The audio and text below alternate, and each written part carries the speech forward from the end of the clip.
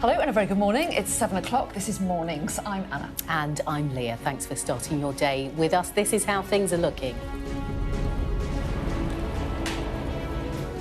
Police are investigating Andrew Mountbatten-Windsor over potential sex crimes and corruption. Detectives are appealing for potential victims and witnesses to come forward as they consider possible crimes that fall under misconduct in public office. Also today, foreign ministers, including Yvette Cooper and Marco Rubio, are gathering today in Sweden for an informal NATO summit. Plus, get ready for a scorcher this bank holiday weekend with temperatures up to 34 degrees expected. Plus, a big day in football. There are just hours to go until England's World Cup squad is officially announced. There's already news about some of the big names who are missing out.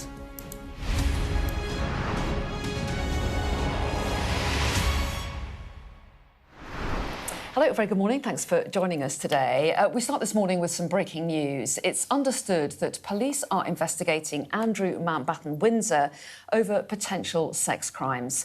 Detectives are considering a wide range of crimes that fall under the offence of misconduct in public office. Police say they're keen to speak to a woman who claims that she was taken to the former Prince Andrew's home in Windsor for sexual purposes. And they're appealing for other potential Epstein survivors to come forward. Our crime commentator Martin Brunt reports. This was Andrew Mountbatten-Windsor 3 months ago, shocked, dishevelled and failing to avoid cameras after a long day in police custody. He'd been arrested on suspicion of misconduct in public office from his time as a UK government trade envoy. The arrest was triggered by the release of documents from FBI files on his friend Jeffrey Epstein, the disgraced financier and paedophile. But it's now understood the UK police investigation is not limited to financial allegations. It includes potential sex crimes. Misconduct in public office can take in sex, fraud, corruption and other offences. Detectives are keen to interview a woman in the United States who claims she was taken to Andrew Mountbatten's Windsor home for sexual purposes in 2010. She has yet to make a formal complaint. Police are appealing for other potential Epstein survivors to come forward in a complex and possibly expanding inquiry that's expected to last for many months.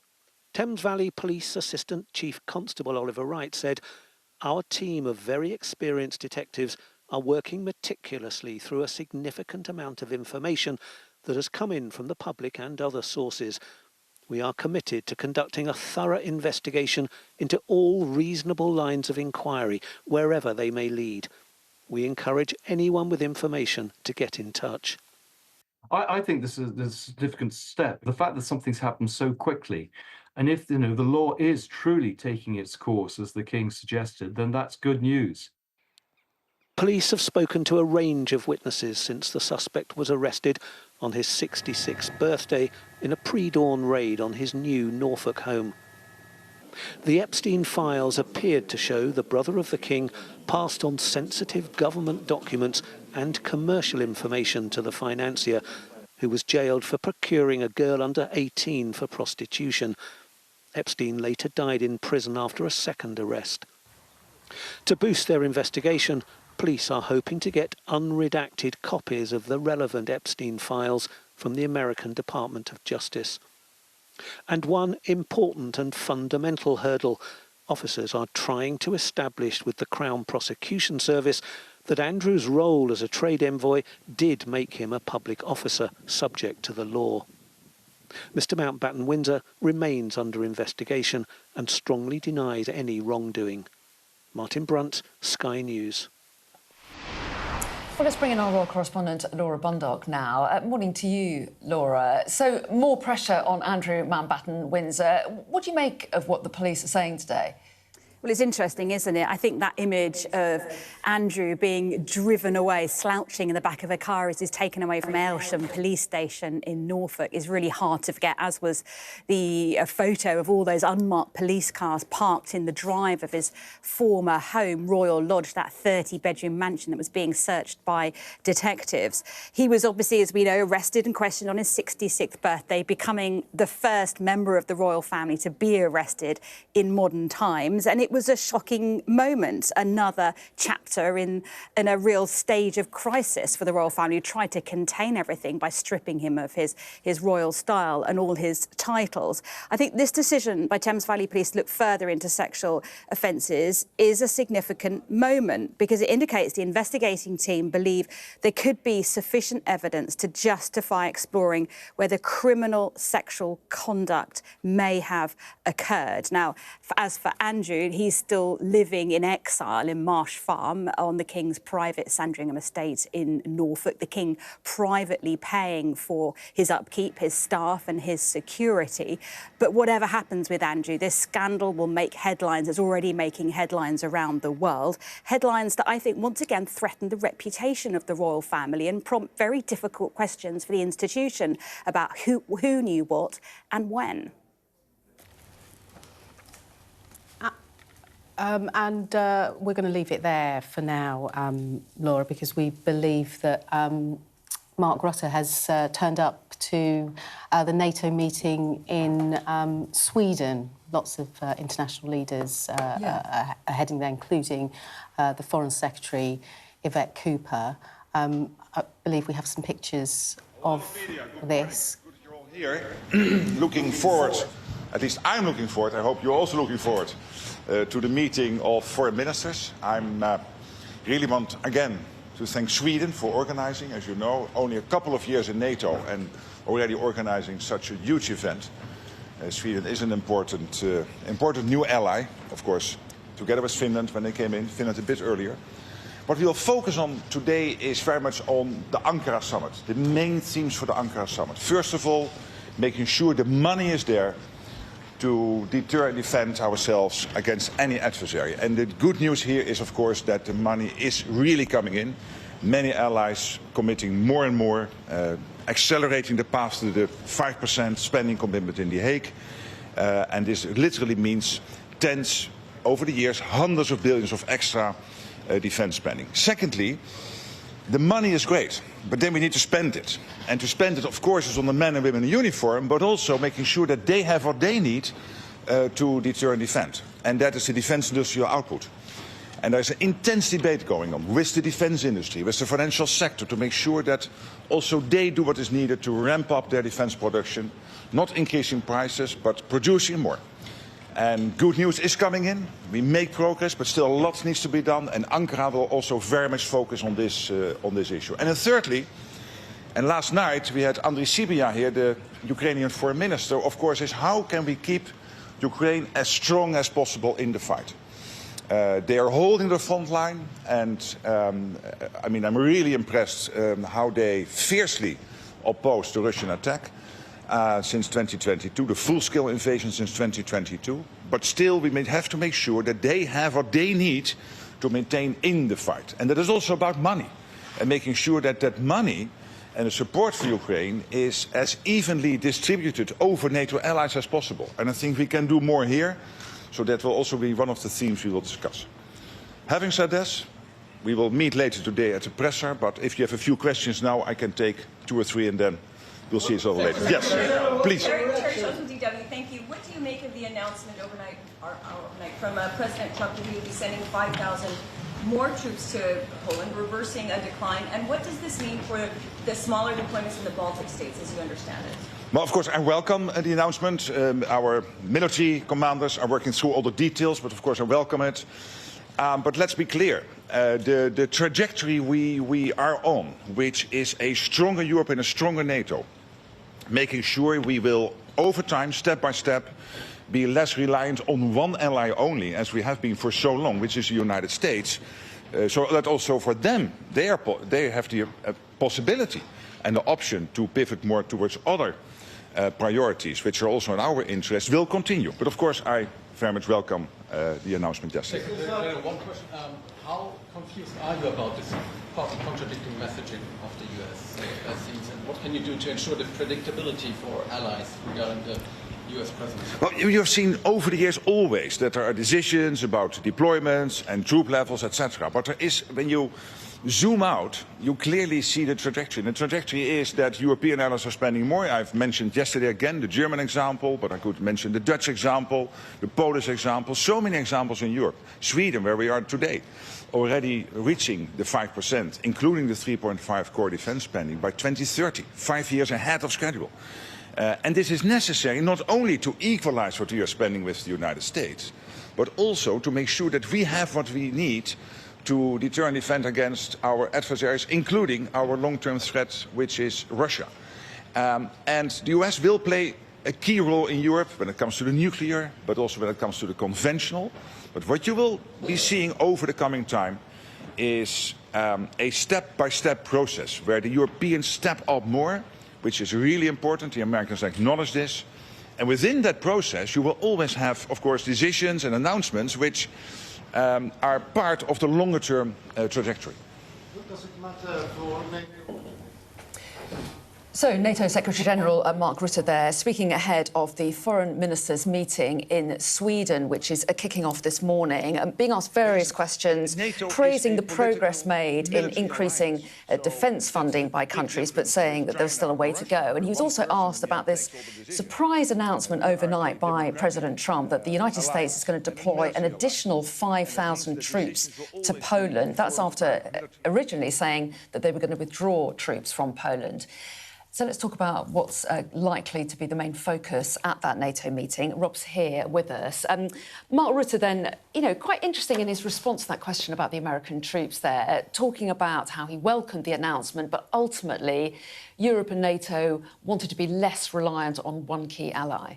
Yeah, definitely a sort of primer, I think, for the American delegation arriving, because, of course, the message that Marco Rubio and those travelling with him will carry to this summit, as they always carry since Trump came into the White House for a second time, is basically, Europe, you need to do more yourself and stand more on your own. So that was very much the message that Mark Rutte was trying to put over there.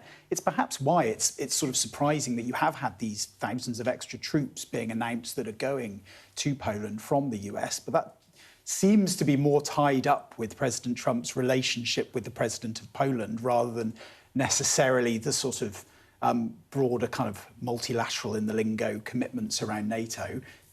I guess funding, things like that, long-term security decisions will be one part of this summit. I think there are two more specific areas as well that might come up. One is obviously Iran. Marco Rubio has said before getting on a plane to fly to Sweden today that the White House is very upset for NATO members for going into hiding, as he put it, during the Iran war. We know that President Trump and the White House feels that there could have been more support from NATO members who, of course, basically just ducked out of it because they didn't believe it was their fights to have. And then a more UK-specific angle on this, because, of course, Yvette Cooper, our Foreign Secretary, the UK Foreign Secretary, will be there as well, is whether there is any discussion around what happened with Russian sanctions from the UK earlier this week. A new package of sanctions that was put into force, but crucially part of that package is being phased in, which means the UK will still be able to bring in things like jet fuel and diesel refined from Russian oil, but in third countries like India. That had led to some criticism, essentially, because it, albeit indirectly, is the accusation is that it's fueling the Russian war machine because it's coming from Russian oil. So you wonder whether that will be something that comes up with European allies as well. OK.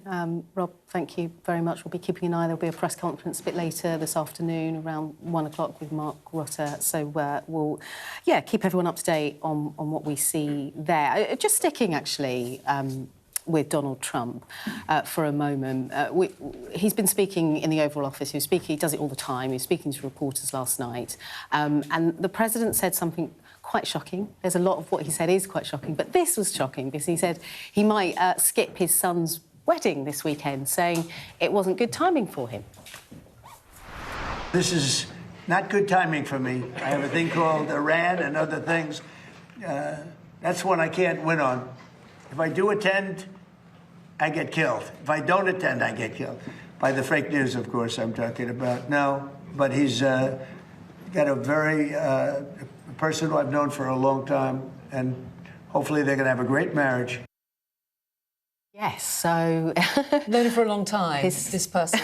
We assume he's not talking about his son there. We assume, I guess, he's talking about the partner, the fiancée, who is 39-year-old Bettina Anderson. I don't know why I said her age, but it's just written down here.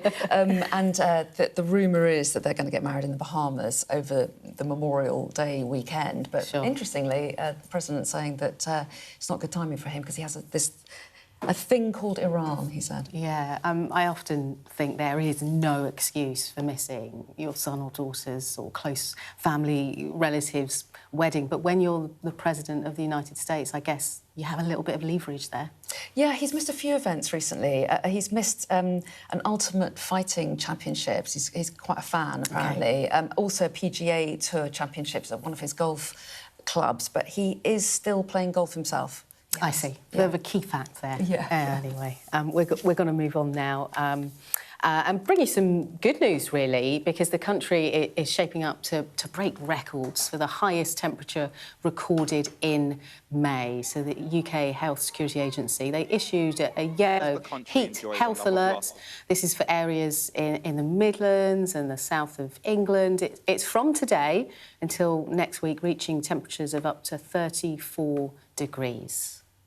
And let's stick with the theme of UV exposure, because the government is proposing mandatory ID checks to stop under-18s from using sunbeds as part of new plans aimed at reducing skin cancer cases in the UK.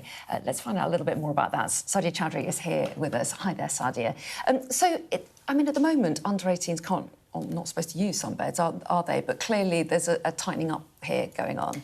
Yeah, this is part of the government's national cancer plan. Skin cancer is one of the cancers that is the most preventable, and yet, despite that, the NHS is spending something like £750 million on it a year. So the government wants to do something about it, and as you say, under-18s banned from using sunbeds, but the government says that some children as young as 14 are using them, and that is attributed to these tap and tan systems where people can use contactless payments to go in, so very young people can get in and staff aren't checking.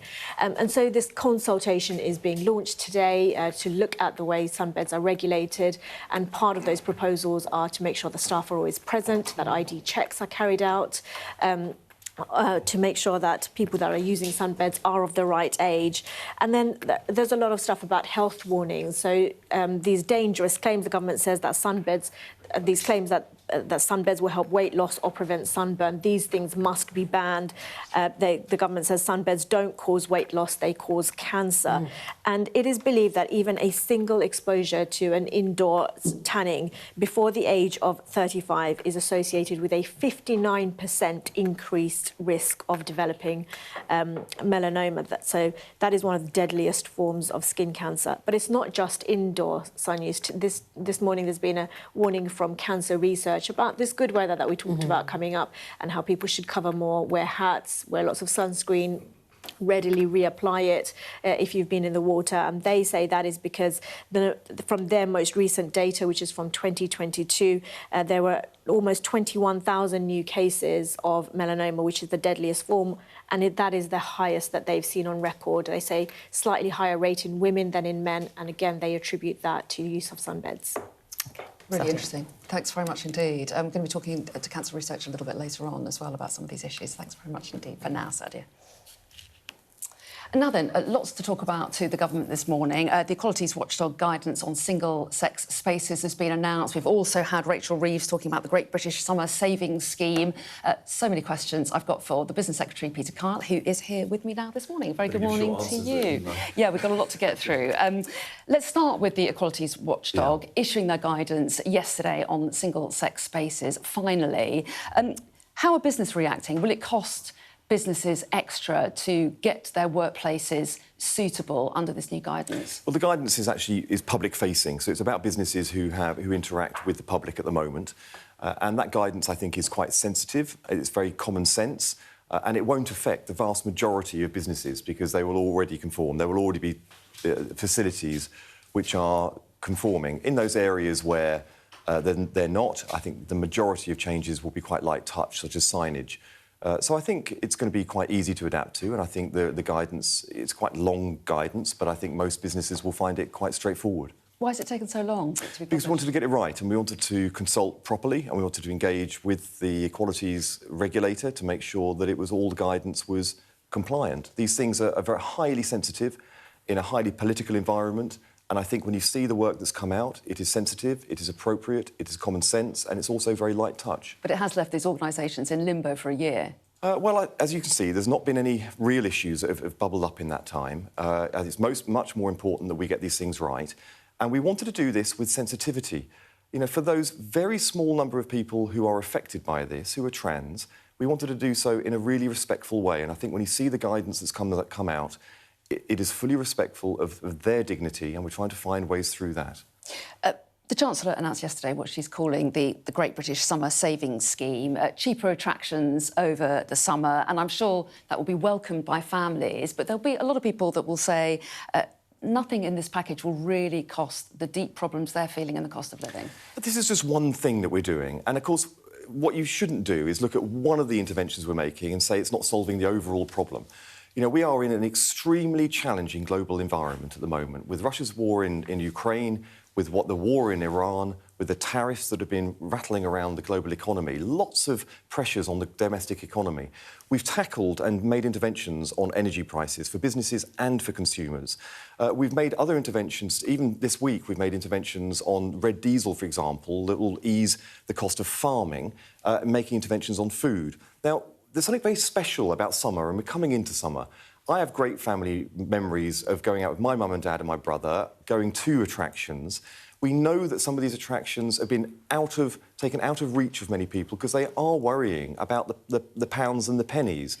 If we can ease that and make it easier for families to go to the cinema, to go to Thorpe Park and other theme parks, then this is a good thing. So it's a good intervention that will mean more fun for more families, and that's something I'm sure everyone would agree it's a good thing, yeah. But the IFS has said that it equates to about £10 per household. I mean, it doesn't make a huge difference, and don't we need bolder action with dealing with these deep-seated problems that many families are experiencing? What they've done is taken all families, now, all households. Not all households have multiple children that are going to theme parks. If a family goes to a theme park, that's about 20 quid off. If they go there by bus, then, of course, the kids are going for free. If they go for lunch afterwards, it'll be 2 quid off the food for kids. This all adds up, and for those families who are really watching money at the moment, they may well have erred on the side of caution and not done these things. If there are many families out there that will now be out there having fun as a family in Britain, exploring our countryside, maybe going to a seaside town like the one I represent in Brighton, where there's lots of attractions, then this is a good thing. It's not the only thing, but let's not focus on this being the only intervention that we're making, because we're making a lot of interventions to support consumers and businesses at this moment in time. But can I just straighten out where the money is coming from for this? I mean, it looks like you're basically hammering oil and gas firms again, aren't you? And some people in those firms will say that's not fair. They'll point out they're already paying a marginal 78% tax rate on some of their profits. So is that really the business-friendly approach to take? It's being funded by a tax loophole where some companies are declaring money abroad, and we're closing the loophole for those multinationals, so it all has to be declared and taxed in the UK. It's a very small loophole, but it's enough to pay for the package that we've announced for the August, July and into September package. And in terms of more serious help, will you commit to helping families with rising energy bills, which are due to go up in July? People are going to really feel it in the autumn. Will you commit to helping people when that time comes? The Chancellor has already said that we're looking very closely at the energy costs as they emerge into the autumn. So is that a yes, that you will help people? She's already said, but to expect that it will be a targeted support. What we're not going to do is make the mistakes of Liz Truss, where she spent £100 billion. We haven't even paid off her package yet in terms of the debt she racked up. But we will be looking, and we are looking incredibly closely about where those challenges will emerge, how we can do so in a targeted and cost-effective way, but also a way that is not adding to the inflationary problem, of course, which lasted for a long time after the Liz Truss intervention, which, of course, took all of the money that was put into the economy by Liz Truss out of the economy in inflation. So we need to be really careful about all these things. And you'll notice inflation fell this week. So the interventions that we are making by supporting businesses, supporting people, it's also not inflationary. This is a really important point. It's a very responsible approach to tackling the support that is needed out there. I just want to ask you about the sanctions announced this week on Russia, but with the carve-out for goods like diesel and jet fuel oil. You said that you're going to phase those in, so they're not coming into force as promised now. What message do you think that sends to Ukraine? And we've just seen Mark Rutte beginning this foreign ministers' meeting in Sweden. How do you think it'll go down there? So, to be really clear about this, these are new sanctions. We haven't changed any of the sanctions regime that's gone before. But you're not introducing the ones on jet fuel and diesel immediately? We are, but we're staging it in so that businesses here who depend on it can adapt to it as it emerges. So these are new sanctions, and it will be the first sanctions on derivatives of oil from Russia. So this is Russian oil that goes elsewhere around the world, is processed and comes back into our country. The Tories didn't tackle this. No one has tackled this before. This is a new sanction on those oil products that come from Russia, but processed Russia abroad. will still benefit by the fact that this, the jet fuel and other refined oil products will still be allowed into this country. So until now, they've been allowed freely into the country. From now, they are going to be sanctioned, and but the sanction is going to be staged in the way it's in. This is the way that these types of sanctions have been imposed in the past, so that the systems in the UK can adapt to them. This is not out of the ordinary at all, but it is the first time we have done these sanctions before. And the message is really clear. The new package overall is strident. It takes the package of sanctions from Britain to being the toughest in the entire world. We stand shoulder to shoulder with Ukraine. And when it comes to Russian derivatives of oil, we are taking the first steps to ban them in our country, and they will be phased in over a short period of time. What does it say about our supplies of jet fuel? Are you confident that there are no problems with that? The suppliers of it say that we have a secure supply. We are very much in touch with them. Heidi Alexander, the Transport Secretary, has done an incredible job of modelling and working with the companies themselves. The trade body for the aviation sector has told us that there is no immediate challenges in supply. But, of course, the airlines have been quite upfront about making adaptations to bring efficiencies in over the summer to avoid any disruption. Last time, I think it was the last time you were in the studio, a couple of weeks ago, you were talking to my colleague, Sophie Bridge, of course. You said you'd been to the cinema with your good friend Wes Streeting. You went to see Devil Wears Prada, I think. Yeah, that's right. And you said someone that's planning to pull the plug and launch a leadership bid in a couple of days' time doesn't go to the cinema with a friend. A couple of days later, he quit. Yes. He wasn't planning it at the time, and circumstances changed, but he has to answer for that. I am not here to speak for Wes Streeting. Of course you're not, but did it take you by surprise then? Well, a lot of circumstances in that moment were shocking because we were in a convulsive period of our politics. The Labour Party was convulsed by what happened in those elections. It was a stark message. But look at how we're responding. This week alone, we've hit the highest growth rate in the G7. The small boats arriving into our country fallen by a third in a year. Overall, net migration into Britain fallen 2/3 since its peak. I this week have just landed a trade deal with the GCC, 6 Gulf states, increasing trade by 20% into there. And I can go on and on, because after this interview, I'm going up to Stoke-on-Trent to launch a package for ceramics. Sure you could. So we are getting on with delivering for people, including a chemicals package, which is going to bring more resilience into our economy, which is going to make sure that we have British chemical suppliers who are going to be more resilient, more profitable in these brilliant parts of the country, like the North East and right across. Will be delighted. But I just do want to ask you, because obviously it's a key issue at the moment, whether or not there's going to be a leadership challenge for Keir Starmer's job. Do you think Wes Streeting will challenge him for the job? As I said, I'm not here to speak for Wes. I'm not here to speak for anybody else. What I'm here to do is speak for the government. And people can see this is a government that is getting on with the deal. Honestly, Wes Streeting or Keir Starmer? Honestly. Your good friend I am getting on, and I'm friends with both of them. And people need to judge me by my actions. And you can see somebody who is throwing himself into the opportunity I have serving in government at a time when we are absolutely absolutely delivering for people. We're thinking about the fun people can have over the summer. We're thinking about the resilience of our economy. We are delivering on economic growth. Inflation is coming down. We're getting the fundamentals right. This chemicals package that I announced this week is going to have a really important impact on parts of the country that depend on these sectors that have been stressed by the global circumstances. We need them here. And just yesterday, I took the steps towards bringing British steel back into public ownership so that steel in our country is there for future generations and those steel workers are protected into the future. All of these things I'm doing, all of these things I'm focusing on, the rest of it, you know, is out there. It's worth trying to ask you, though, isn't it? I hope you enjoyed the film, by the way. Peter Carl, thanks very much indeed. Thank you. Do stay with us. We've got lots coming up for you, including we'll have the latest on what police are saying about their investigations of Andrew Mountbatten-Windsor.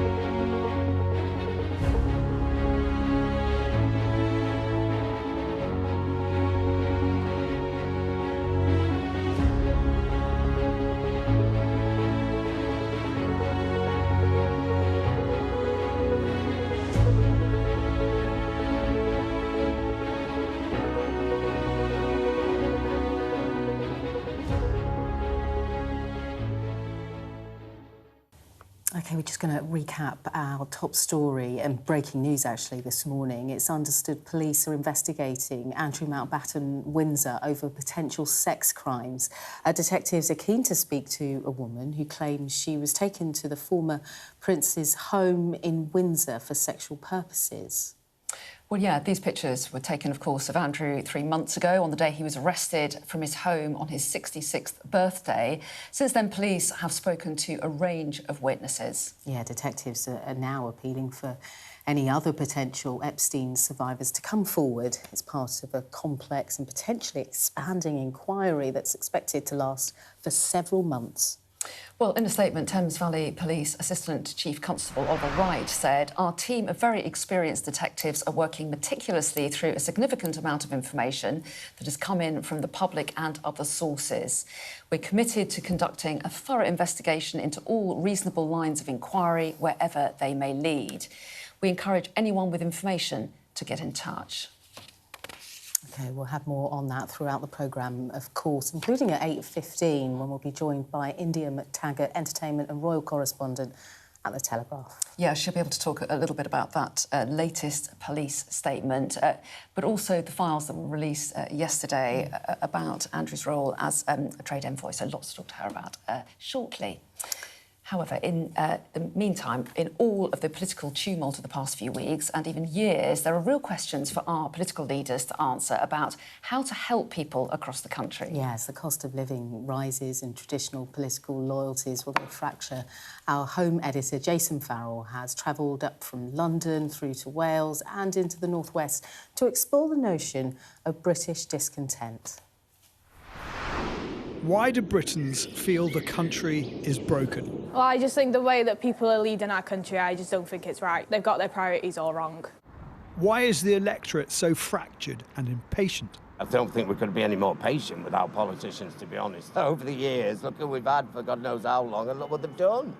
Is the UK simply ungovernable? Of course it's governable. It just needs someone with a pair to get back involved and actually be in control. That we believe is credible. We start our exploration into British discontent in London, a weekend of 2 protests, characterised as rivals. But are the people on these rival marches so different? First, the pro-Palestinian protesters. Ali from Chingford in Essex worries his daughter will inherit a less tolerant Britain, with growing inequality. Our views are that the everyday man deserves a chance. Half a mile away, the Unite the Kingdom march is reaching Parliament Square. I'm on the bidding for the council. How long have you been waiting for a 5 years. 5 years? 5 years. And I've got my 5 children living with me, and the council don't want to help me. Of course, this is an anti-migrant gathering. But would as many people be here if we didn't have a chronic housing shortage? 2 years ago, I took a parliamentary bench across Britain, asking people what mattered in the upcoming election. The cost of rents tripled in the last few years. I kind of feel like, in a lot of ways, I was better off 10 years ago. From Cornish beaches to Scottish hills, to the waterways of Wales, Labour offered a glimmer of hope. It's very comfy. I can see why they nod off in Parliament. For decades, the Labour vote in Wales has been as solid and dependable as this aqueduct. But we've come back here because in just 2 years, the political landscape has changed dramatically.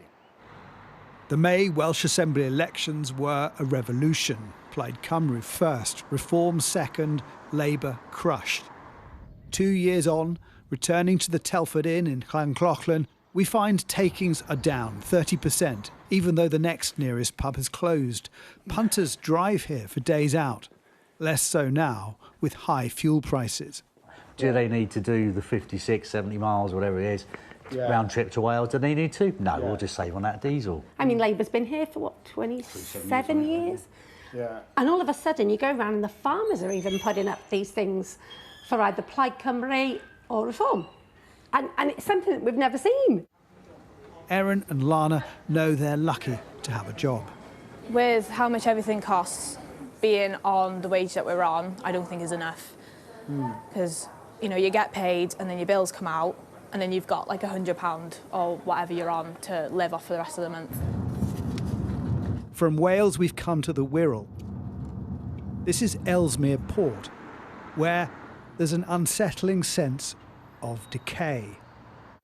Canvas homes are erected amongst rusted shutters, and glass shop fronts offer nothing. Back when I was a kid, we had everything. Town was booming. Retailers that remain open are often ones thriving on desperation, such as Wayne's pawn shop People that are working full-time jobs, multiple jobs, and they're still having to come in just to make ends meet, pouring a few bits in just to get by. We're now in Lee, Greater Manchester. This is Heather, out to get her scooter serviced. A former carer, she's one of over 7 million people in the UK on the hospital waiting list. For her, it's been a year of waiting to get diagnostic tests. That's the hardest part, is the waiting. And they're not knowing, but when you know there's something wrong and you can't put your finger on it, and they can't put the finger on it, it's like, where do you go next? You don't know where to go, you just know there's something not right. No one's listening. We've ended up in Downing Street in Lee. The Black Door has seen better days and nobody is battling to live here. But if you count up the days of leadership challenges, snap elections, 6 prime ministers swapping in and out of the more famous Downing Street, over the last decade we have actually lost more than a year just in contests for number 10. The centre ground of politics is crumbling through inaction. People want leadership, direction, and their shift from traditional parties isn't just punishment. It's a cry for help. Jason Farrell, Sky News. Now then, yesterday we brought you an investigation into a growing health crisis linked to engineered stone kitchen worktops after hundreds of workers were diagnosed with the incurable lung disease silicosis. Yeah, it really struck a nerve with us and lots of you too. And you got in touch. Campaigners say the material can't be used safely and a vote on a possible ban in California could have implications right here in the UK too. Well, our correspondent Katie Barnfield is in California and she's been talking to people who've been affected by it. Let's just listen to one of them. The disease is aggressive, it's unpredictable. Sometimes I don't want to see anyone, I don't want to speak to anyone. And it's all because of this. I have 4 children, 14 grandchildren. I've overheard conversations between them and my wife where they ask her what she's going to do when she's alone. I hold on to my faith. I ask God for more time to live.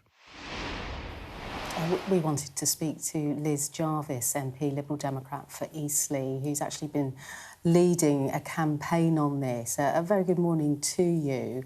You would have heard that clip there from Katie Barnfield of that family devastated by silicosis. How many more families do you think are living with this, are affected by this? So at the moment, we don't have exact figures for the UK. We know that there are at least 50 affected victims, and we know that there have been 4 deaths.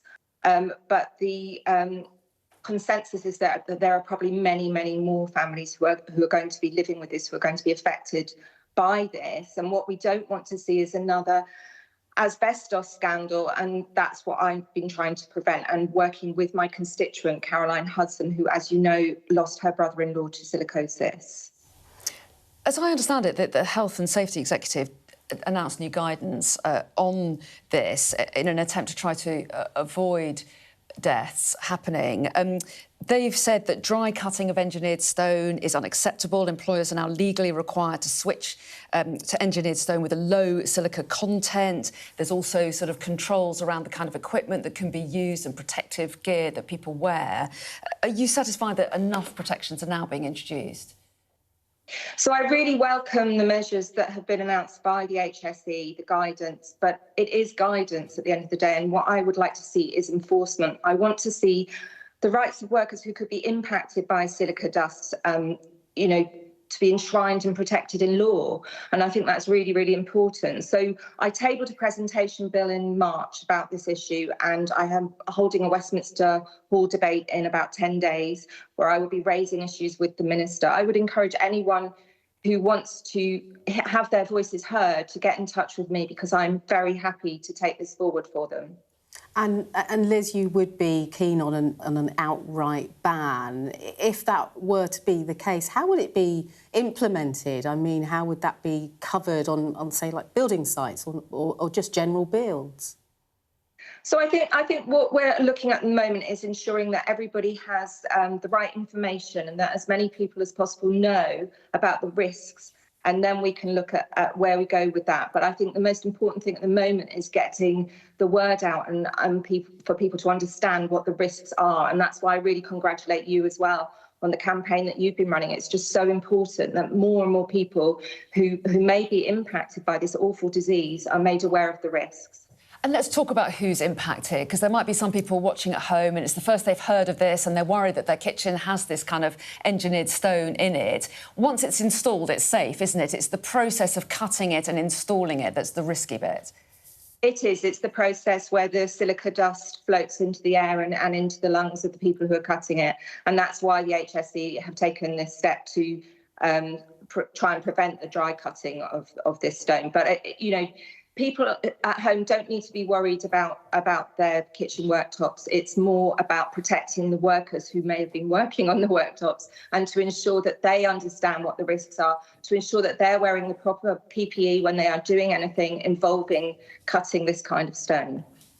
Liz, can I ask why you decided to get involved in this campaign and lead it? So my constituent Caroline contacted me in February, and I immediately felt that I needed to get involved because I had an uncle who died from mesothelioma, which is caused by asbestos.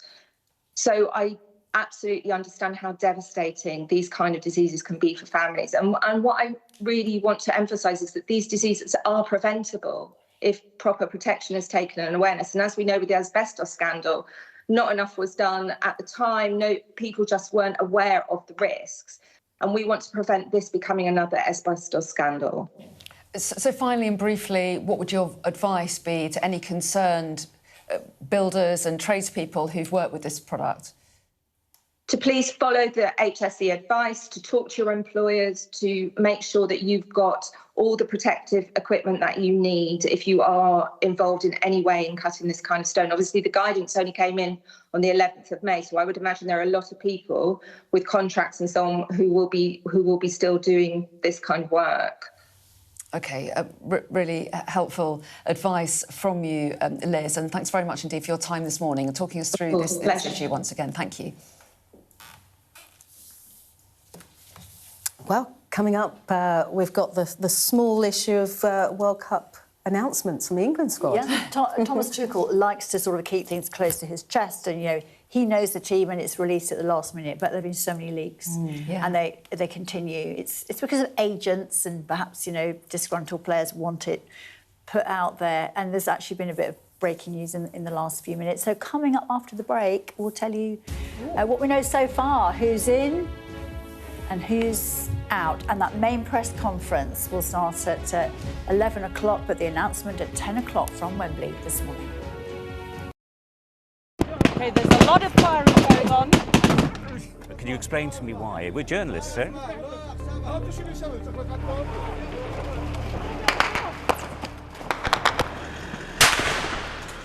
Let's go. Watch, wait. Right, we're going to get in. Right, get in.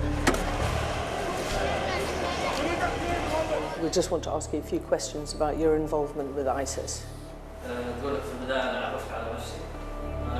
Next step for them quite often is getting on a boat and sailing illegally over into Europe. Es un solo procesamiento, una sola sacada.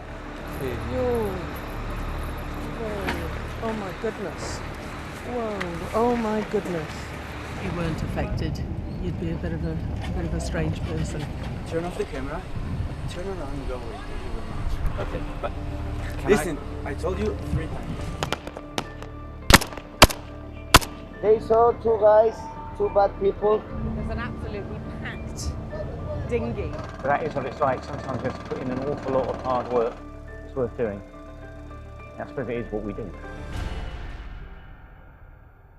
Our app gives you the very best of Sky News wherever you are. Breaking news, videos and analysis. Evidence of the crisis. Podcasts, watching us live. I'm live in Jerusalem. Wherever you get your podcast. All in one place and all at just the touch of a screen. The Sky News app. Get the full story first. Those vivid colours of summer have faded now, but the trauma for everyone who witnessed what happened here hasn't gone away. Devastation. We lost 3 of them. Ruda Cabana's guilty pleas mean they won't have to relive what they saw in court, but everyone here tells you they'll carry it for the rest of their lives. You see people running red lights time after time after time. This is an offence that sometimes has the most awful of consequences. When you speed through a pedestrian crossing, there is a risk that you could batter somebody to death. She filled our lives with light.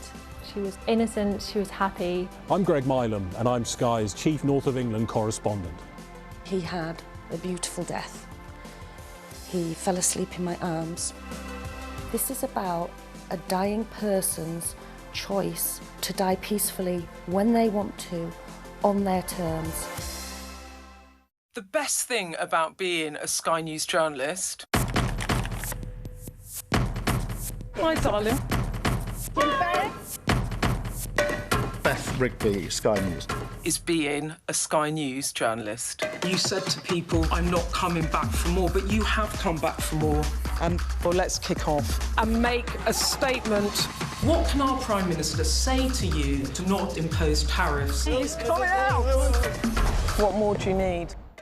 So many leaks, so much rumour around the World Cup squad for England. It's good fun, though, isn't it? Yeah, it's quite good fun. Oh, who's going to make it? Who's not? It's good fun unless you're dropped. Yeah, well, this is true. 26-man squad, so more players than they normally have. It will all be announced at Wembley this morning. The FA are starting their feed at about 9:45, and I guess they'll start dripping through names around 10 o'clock, and then at 11 o'clock, Thomas Tuchel will have to face the press and explain why he's made these decisions. And honestly, yesterday when these things started to leak out, people were quite shocked at some of these decisions. I can just tell you, actually, breaking news, and some people will be shocked at this and they're not so shocked about it. Jed Spence, we are understanding from Sky Sports News, is in the squad. So Spurs defender, who broke his jaw last week, will be on that plane. But Trent Alexander-Arnold, who plays for Real Madrid, you know, generally classed as one of the most talented players we have, but is not fancied by Tuchel for whatever reason, his system perhaps doesn't work for him or whatever, will not be going. So that's just broken. But the biggest surprise yesterday was Ivan Toney. Everyone's like, what?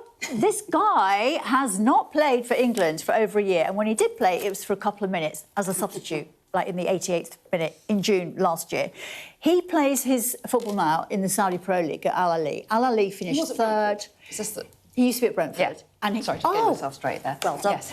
Now plays for Al Ahly. They finished third in the Saudi Pro League. They also won the Asian Champions League, and he has scored 42 goals. I mean, he is averaging over a goal a game. So on form, but that's in the Saudi Pro League. You know, has Thomas Tuchel even been out there to watch him play? I mean, he did admit, and honestly, I can't remember when the quote came, that he hadn't had time to go out to the Saudi Pro League to watch him play. So what's that all about? Is that because he's really good at taking penalties? He is. Is it because he's been playing in extreme heat without it bothering him? Maybe. And the conditions are going to be very similar, I think, when they go to the States. I think people are perhaps underestimating how tough the conditions are going to be in. But the fact is, he's been picked as a backup striker to Harry Kane, and everybody has been scratching their heads going, why? Can't wait for him to explain that one. Is that just some wild card? He thought this might work and he's thrown it in there. Harry Maguire yesterday was the first to come out to say he had not been picked. He put it on X. He was really upset. And you can understand it. You know, he's been playing really well for Manchester United, very integral to them turning their season around, you know, once he was picked again. And he's never let England down. He's always been a really good, solid, reliable defender. On X, he said, I was confident I could have played a major part this summer. I've been left shocked and gutted. And his mum, Zoe, also weighed in on Twitter and said that she was disgusted. It's so interesting, isn't it? Waiting for that call. Suggestions, rumours also around Phil Foden and Cole Palmer. Yes, many reports going with that they have already been dropped. I don't think it's a particular surprise that Phil Foden has not made the plane because he's just not been doing it and he's not getting picked for Man City. Cole Palmer also has been injured, and since he's come back for Chelsea has not been the same player, has not had the same spark. So is it a surprise that he's been dropped? Perhaps not. But again, really talented player, could come off the bench, could score a goal. He was the guy at the Euros where everybody was saying, come on, Gareth Southgate, play and stop leaving me on the bench. You know, he can change stuff, and he's really good at penalties. So I I think a lot of people might have been a little bit surprised at that. But there's others who he may pick today. You know, John Stones, perhaps, we don't know. Barely played. He's barely played this season, but Thomas Tuchel likes him. Morgan Gibbs-White for Forest doesn't like him, even though he scored 6 goals in 6 games. I mean, there's just so many. You think, I wonder what your rationale is. But, I mean, I guess he's going to explain it all this morning. And the guy's probably a genius and it'll all work out. Well, yeah, and sometimes, presumably, it's not just about someone's individual talent, it's how you think they'll play with the others. That's exactly it. It's how you mesh with the team. You know, Jordan Henderson, 35, plays for Brentford. He's probably going to go because he's a great leader and, you know, it's just how it all comes together. You know, not even only on the pitch, but off the pitch as well. You're away for a long time. They've got to be like a family. Mentality is so important. Really and trusting the process as well, because we might all be thinking, that's a bit odd. But well, it is a bit odd. It is, but that's my key, isn't it? It's trusting. Well, we're talking to Henry Winter a bigger, in a bit. You know, team. And I bet you he'll think it's a bit odd. And also, one of the main stories around, which I think we should touch on, is Spygate. I know you've been probably following this. Yes. Southampton accused of spying and kicked out of the playoff match, which is tomorrow. Here's their intern taking the photographs of Middlesbrough. Yesterday, the Independent Commission made public the reasons why Southampton had been kicked out. And they said, one of the main takeaways, it was a contrived and determined plan from the top down to gain competitive advantage. Junior members of staff were under pressure to do it. The question is now, will they sack the manager, Tonda Eckert? Will they sack him? The FA are going to have their own investigation into Southampton to see, you know, how far this went. And I guess once that's done, they'll decide, do they sack him? And the players must be so frustrated here. Well, you know, their opportunity, and it wasn't a given that they would go to the Premier League, their opportunity to go to the Premier League, to change their lives, to be in that showcase, to maybe move their career on in ways they hadn't imagined, is gone. So it will be interesting to see if there's going to be any action there. And also, just as really nice news to finish on, Aston Villa had their bus parade yesterday after winning the Europa League. Incredible scenes in Birmingham. Unai Emery winning this title for a record 5th time. He was on the bus and, you know, he's got a very strong Spanish accent, but everybody understood and got his message from the top of that bus yesterday, and it's definitely worth having a listen to what he belted out. Have a listen. Your heart is our heart. We are together. Aston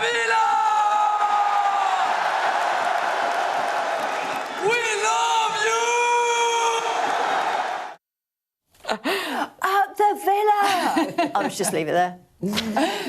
You're allowed to say up the Arsenal as well, because they've had a good week too. Anyway, Thank you. Top stories coming up next.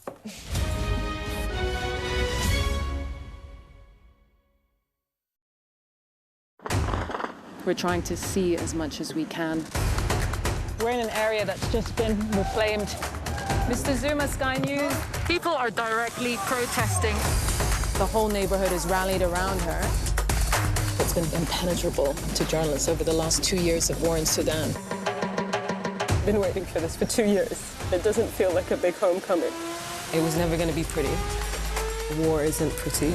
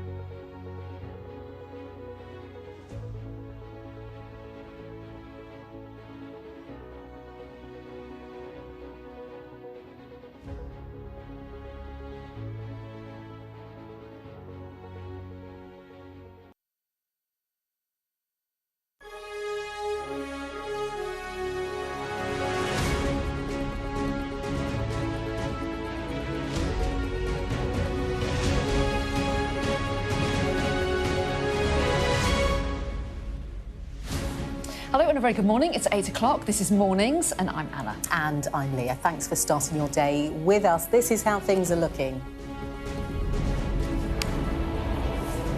Police are investigating Andrew Mountbatten-Windsor over potential sex crimes and corruption. Detectives are appealing for potential witnesses and victims to come forward as they consider possible crimes that fall under misconduct in public office. Also today, foreign ministers, including Yvette Cooper and Marco Rubio, are gathering today in Sweden for an informal NATO meeting. Plus, get ready for a scorcher this bank holiday weekend with temperatures up to 34 degrees expected. Plus, a big day in football. There are just hours to go until England's World Cup squad is officially announced, but there's already news about some of the big names missing out.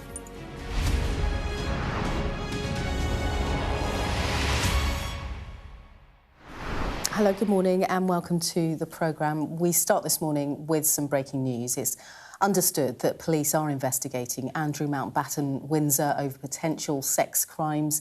Detectives are considering a wide range of crimes that fall under the offence of misconduct in public office. Yes, police are saying that they're keen to speak to a woman who claims that she was taken to the former Prince Andrew's home in Windsor for sexual purposes. And they're appealing for other potential Epstein survivors to come forward. Our crime commentator, Martin Brunt, reports. This was Andrew Mountbatten-Windsor 3 months ago, shocked, dishevelled and failing to avoid cameras after a long day in police custody. He'd been arrested on suspicion of misconduct in public office from his time as a UK government trade envoy. The arrest was triggered by the release of documents from FBI files on his friend Jeffrey Epstein, the disgraced financier and paedophile. But it's now understood the UK police investigation is not limited to financial allegations. It includes potential sex crimes. Misconduct in public office can take in sex, fraud, corruption and other offences. Detectives are keen to interview a woman in the United States who claims she was taken to Andrew Mountbatten's Windsor home for sexual purposes in 2010. She has yet to make a formal complaint. Police are appealing for other potential Epstein survivors to come forward in a complex and possibly expanding inquiry that's expected to last for many months. Thames Valley Police Assistant Chief Constable Oliver Wright said, "Our team of very experienced detectives are working meticulously through a significant amount of information that has come in from the public and other sources. We are committed to conducting a thorough investigation into all reasonable lines of inquiry, wherever they may lead. We encourage anyone with information to get in touch." I think this is a significant step. The fact that something's happened so quickly, and if the law is truly taking its course, as the King suggested, then that's good news. Police have spoken to a range of witnesses since the suspect was arrested on his 66th birthday in a pre-dawn raid on his new Norfolk home. The Epstein files appeared to show the brother of the King passed on sensitive government documents and commercial information to the financier, who was jailed for procuring a girl under 18 for prostitution. Epstein later died in prison after a second arrest. To boost their investigation, police are hoping to get unredacted copies of the relevant Epstein files from the American Department of Justice. And one important and fundamental hurdle, officers are trying to establish with the Crown Prosecution Service that Andrew's role as a trade envoy did make him a public officer subject to the law. Mr. Mountbatten-Windsor remains under investigation and strongly denies any wrongdoing. Martin Brunt, Sky News.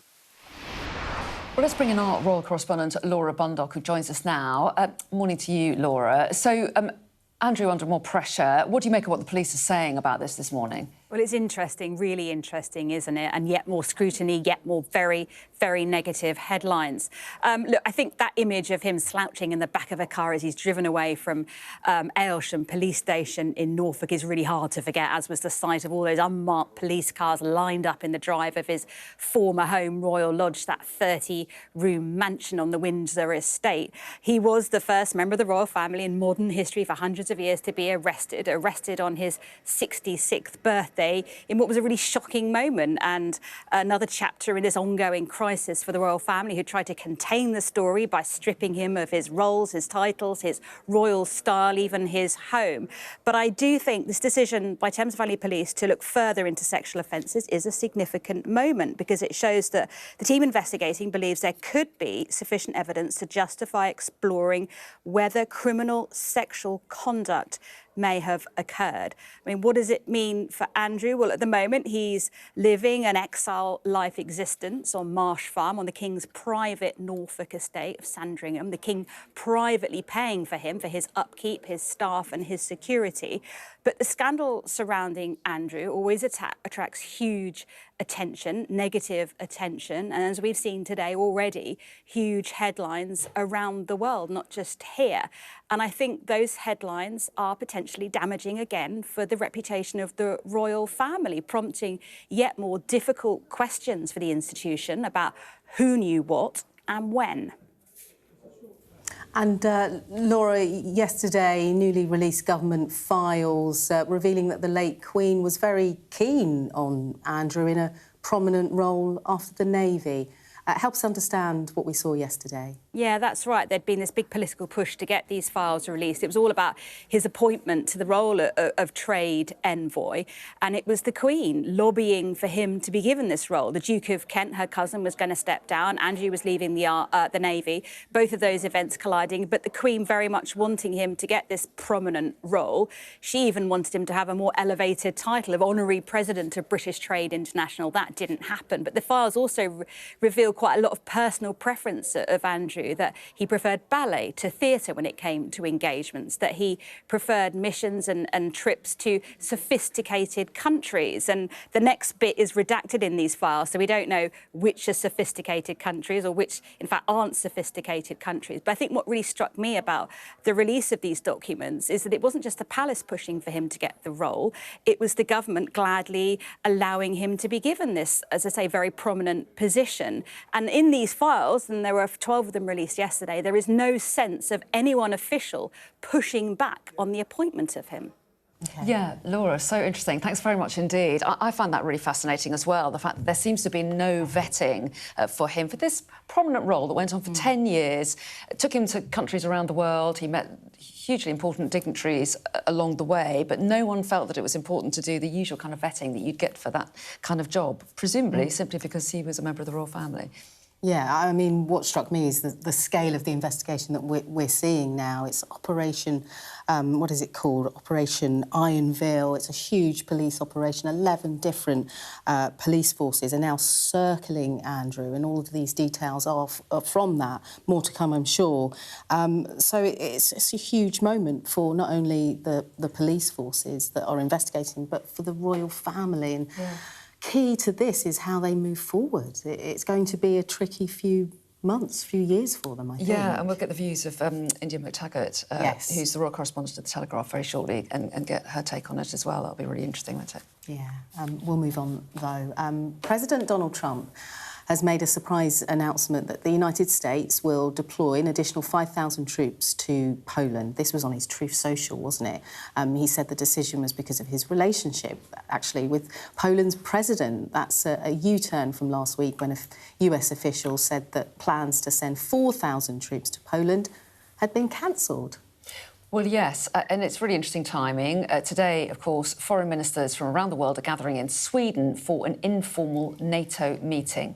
Yeah, US Secretary of State, that's Marco Rubio, will be there, as will Foreign Secretary Yvette Cooper. Questions, of course, on the table around Iran and Ukraine. They're expected to be really high on the agenda. And then in the last hour, we heard from NATO Chief Mark Rutte, who says Europe is moving towards a stronger NATO alliance that is less dependent on the United States. The trajectory we are on, which is a stronger Europe and a stronger NATO, making sure we will, over time, step by step, be less reliant on one ally only, as we have been for so long, which is the United States, so that also for them, they have the possibility and the option to pivot more towards other priorities, which are also in our interest, will continue. But of course, I very much welcome the announcement yesterday. Yeah, it's going to be a busy day in Sweden. Rob Howes across all of it. Morning to you. And the main thing ahead of that meeting that Mark Rutte was talking about there was this sense that Europe is beginning to really step up. NATO countries are stepping up in terms of their spending on defence, so that they're less reliant on this one ally, the US. Yeah, and the kind of narrative around it being sort of weaved by Mark Rutte as it is by European leaders as something that they want to do, something that they feel is right. Look, of course, it's something that they're being forced to do because of Donald Trump, because of the US administration's rather cool view towards NATO and the amount to which European members of NATO especially have relied on the US in the past. Of course, here in the UK, we're waiting for the government's defence investment plan, which has been long awaited, stuck in a standoff between the Ministry of Defence and the Treasury. You wonder whether that will actually make it out before everything kicks off again in the weeks to come in terms of the political aspect of what's been going on in the government. But I think in Sweden today, clearly some of it will be focused on spending and resource. There will obviously be discussion about Iran as well. Marco Rubio has made it pretty clear before he got on a plane to Sweden what we knew already, that the White House is very upset with other NATO allies and with Europe for not backing the US in Iran. He said... Going into hiding, very upset. No doubt we will hear that. Again, of course, the UK and the NATO and the European position is it's basically not their war.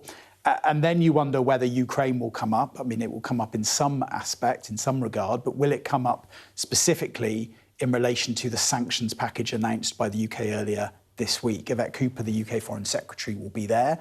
There had been criticism that some of the sanctions that are coming in have basically been delayed. They're being phased in instead of brought in one fell swoop.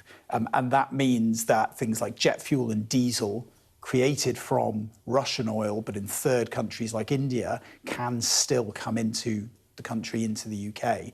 Now, it was acknowledged by government that that was in part because of market instability caused by the situation in the Middle East. We had a Labour MP on earlier in the week who was more direct and said, yes, it is because of worries about supplies of jet fuel. When Peter Carl, the business secretary, was sat here, though, an hour or so ago, he said that there were no concerns at the moment. Clearly, though, some work is being put in place to account for the domestic impact of the war in the Middle East and what that could mean in the months ahead, and the impact it could have here in the UK. The other side of it, though, is that you've seen European allies getting a little bit upset at the message that this sends out, that essentially it means that Russia is still able to sell to third countries and that the products of that come into the UK. So, albeit in a sort of secondary level, we are still financing the Russian war machine in that way. Of course, that's denied by the UK government. They say this is standard practice that we always phase in sanctions like this. Yeah, it'd be interesting to hear how Yvette Cooper deals with that, because no doubt she'll be asked those questions as she heads in. We expect that we might hear from her at some point this morning. But Rob, for the moment, thanks very much indeed. Thanks, Rob.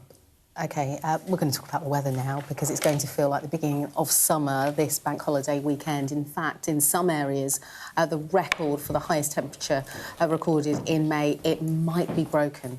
Yeah, which is amazing, but there are kind of health awarenesses around this, aren't there? Because the UK HSA has issued a yellow heat health alert for areas in the Midlands and the south of England from today until next week, reaching temperatures of up to 34 degrees. But sticking with the theme of UV exposure, the government is proposing mandatory ID checks, and this is all to stop under 18s from using sunbeds. It's part of new plans aimed at reducing skin cancer cases in the UK. Let's bring in our correspondent Sadia Chowdhury, who's been keeping a watch on this for everyone. So this is the government trying to tighten rules. I assumed when I read this story that, you know, you have to go in, you have to speak to a human in order to get one of these sunbeds, but in many cases you can just tap and use a exactly. sunbed. It's called tap and tan, apparently, and it's a system that is used quite widespread, and that is allowing children, the government says as young as 14, to go and access sunbeds. Of course, as you said in your intro there, it isn't allowed for people who are under the age of 18. And skin cancer is one of those things. It's one of the most preventable cancers. And despite that, the NHS is spending somewhere around £750 million a year on it. So this is all part of the government's National Cancer Plan. They've got a consultation going on. We've heard lots from pharmacists over the last week saying that they're seeing more younger people presenting with UV-related skin damage. It's an issue that is clearly something that needs to be tackled. So the government has launched this consultation. It is happening from today. It is due to take place over the next 12 weeks, and we could see a law change in the early next year. What they're looking at are things like staff need to be present where people are having, where people are using indoor sunbeds. They also want to make sure that there's a proposal that ID checks should be carried out before that. But a lot of stuff on health warnings. People want like the cigarette-style labelling about the risks of using sunbeds. And a lot of misinformation that goes around on social media about how sunbeds can help weight loss or can prevent sunburn, those kind of things to be banned. So expect to see some of that coming out of that consultation.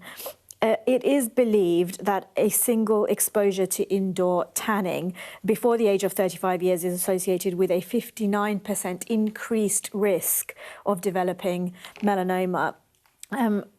And I think that is because a lot of people think that sunbeds are sort of a safer way to get a tan than to go and sit out in the sun.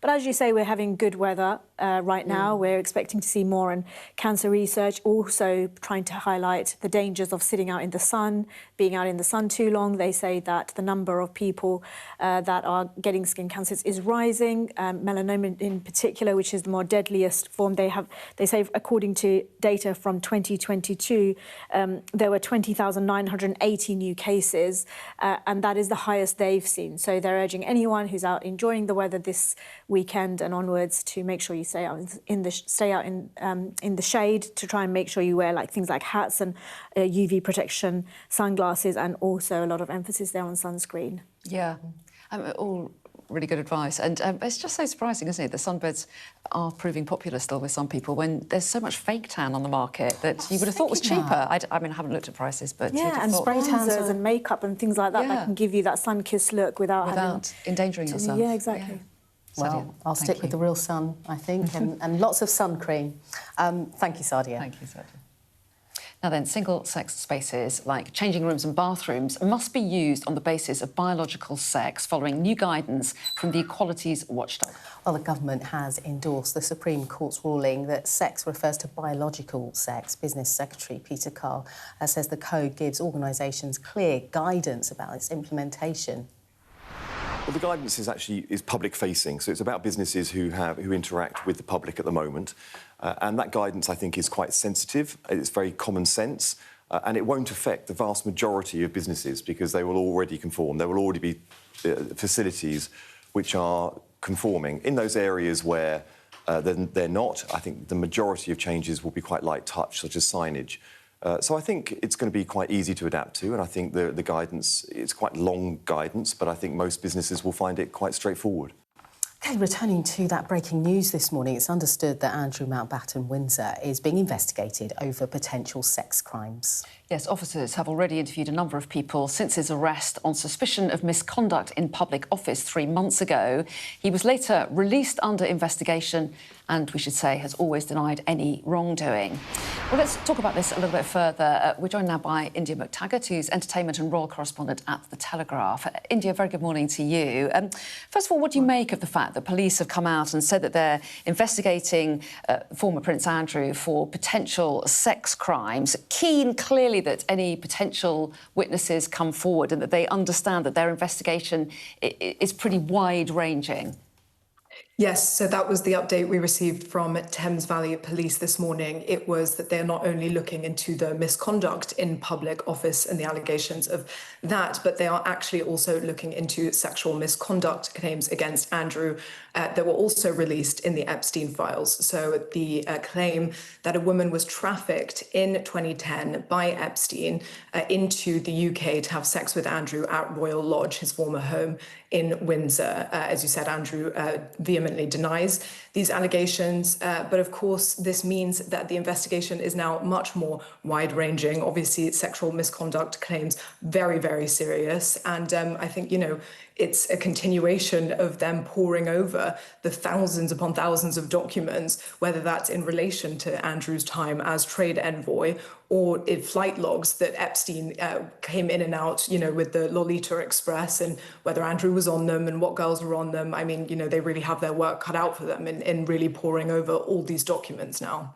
And India, the royal family have done quite a lot to distance themselves from Andrew, stripping him of his title, etc. One wonders the damage that this does to the royal family and how they manage to move through this. I think the issue with this is just largely the sort of drip feed of all the information, of all the allegations, of now all the investigations. And of course, the King has made very clear that he will support the police and that the royal household will continue to support the police in any of these investigations. And as you say, has attempted to distance the monarchy itself from the conduct of his younger brother, Andrew. But I think the problem is just really the piecemeal stripping of Andrew from public life, you know, that started in the Queen's reign and that has now obviously, you know, really tainted the King's reign as well. It's just sort of been quite a slow and piecemeal response. And I think the public are asking questions about why this wasn't more stringent earlier, why the Queen didn't take a harder stance. I mean, we learned yesterday from the tranche of documents released by the government, which were the first released about Andrew's appointment as trade envoy, that journalists and royal biographers and many people have been clamoring to get through freedom of information requests. So it's very interesting to finally see, you know, the process behind the vetting and everything. But I think that it showed that the Queen was very keen for Andrew to take up this position, that she didn't want him to be at a loose ends after leaving the Royal Navy. We know from reports that the King was quite reluctant and had concerns, then the Prince of Wales, of course, about Andrew taking up this important and prominent diplomatic role. And we knew that Lord Mandelson had, you know, told the Times in 2001 that he thought Andrew was very well suited for this role because, you know, it requires a lot of hobnobbing across the world with global dignitaries. And he thought that, you know, a royal was great for that job. And of course, the Duke of Kent held it before Andrew, which is why not a lot of formal vetting took place, or none at all, actually. It's sort of been revealed. But the fact that the Queen really pushed for this was interesting because, of course, with hindsight, we know that that was a huge misfire because Andrew's character was really not suited to this. Well, yeah, and that is fascinating, isn't it, that there wasn't this vetting and obviously the Queen's enthusiasm for him to have the role, you imagine, had some bearing on that decision to give it to him without that due diligence that most candidates would normally go through. But what do you think the situation is now? I mean, do you think that a member of the royal family now would be able to get an appointment like this without scrutiny? Do you think our attitude towards the royal family has changed, and partly as a result of Andrew Mountbatten-Windsor? Yes, I don't think that a royal family would be able to be nominated to this position without any formal vetting or scrutiny or due diligence by the government anymore. I think that not only has public opinion changed, but also we have had, you know, significant light shed on the lack of vetting processes, whether that is for Andrew being trade envoy or for Mandelson becoming the US ambassador. So I think there's been a lot of heat on that particular governmental process in Whitehall. So I think that it would not be acceptable to the public or to the government, really, to be able to nominate these roles without any due diligence, even if it is a member of the royal family. India Whittaker, always good to chat to you. Thanks so much for your time this morning. Thank you. Thank you. Now, over 1,000 veterans are expected to attend a service marking 15 years since the end of the Iraq War later. Well, the National Memorial Arboretum will host the event this lunchtime, which will also include a flypast by a Chinook helicopter. 179 British troops died during the 8-year-long conflict. Well, let's cross to our correspondent Shaman Freeman-Powell, who's at the National Memorial Arboretum for us now. And Shaman, morning to you. Talk us through how this anniversary will be marked. Good morning. Well, as you say, here at the National Memorial Arboretum, the events organisers are starting to prepare for the event, which will take place a little later today, starting around lunchtime. It's been organised by the British Royal Legion, which says it's all about reflecting on that conflict and also the human cost that followed as well. We're expecting thousands of people to attend. These will include veterans as well as senior military figures, and importantly the family members of those who never returned after serving in Iraq more than 15 years ago. Now the organisers of this event acknowledge that the Iraq war, that conflict continues to be a controversial one. It's a conflict that continues to divide opinions, but the organisers say one thing that isn't under dispute is the sacrifices that were made by those who served. They say that for more than 6 years they faced constant attacks, and amid this continue to provide humanitarian support and help local communities to rebuild. This duty came at a high cost as well, organisers say, with 179 British Armed Forces personnel losing their lives and thousands more that were injured. This is what the event is all about. We're expecting later today for wreaths to be laid, as well as special performances. We'll also be hearing from testimonies from veterans who served in the Iraq War. We'll also be hearing music as well from the Military Wives Choir. That's before, as you say, that remembrance flypast to conclude the events a little later today, marking 15 years since Britain's involvement in that Iraq War. OK, Shaman, thank you for now. Stay with us, we've got lots coming up for you, including we're going to be asking why people across the UK are feeling forgotten or let down and abandoned by political leaders. We've got a special report from our home editor, Jason Farrell.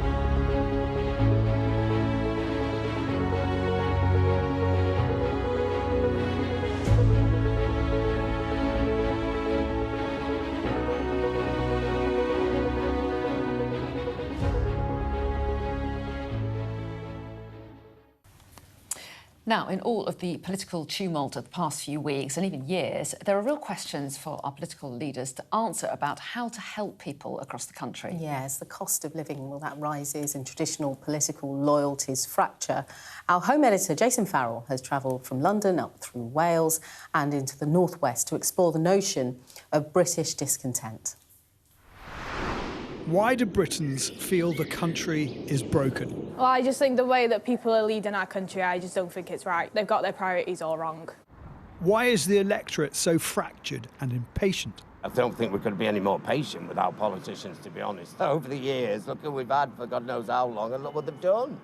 Is the UK simply ungovernable? Of course it's governable. It just needs someone with a pair to get back involved and actually be in control, that we believe is credible.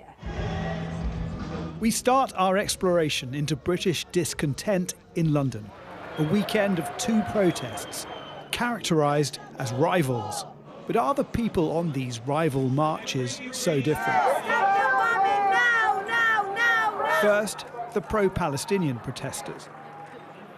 Ali from Chingford in Essex worries his daughter will inherit a less tolerant Britain with growing inequality. Our views are that the everyday man deserves a chance.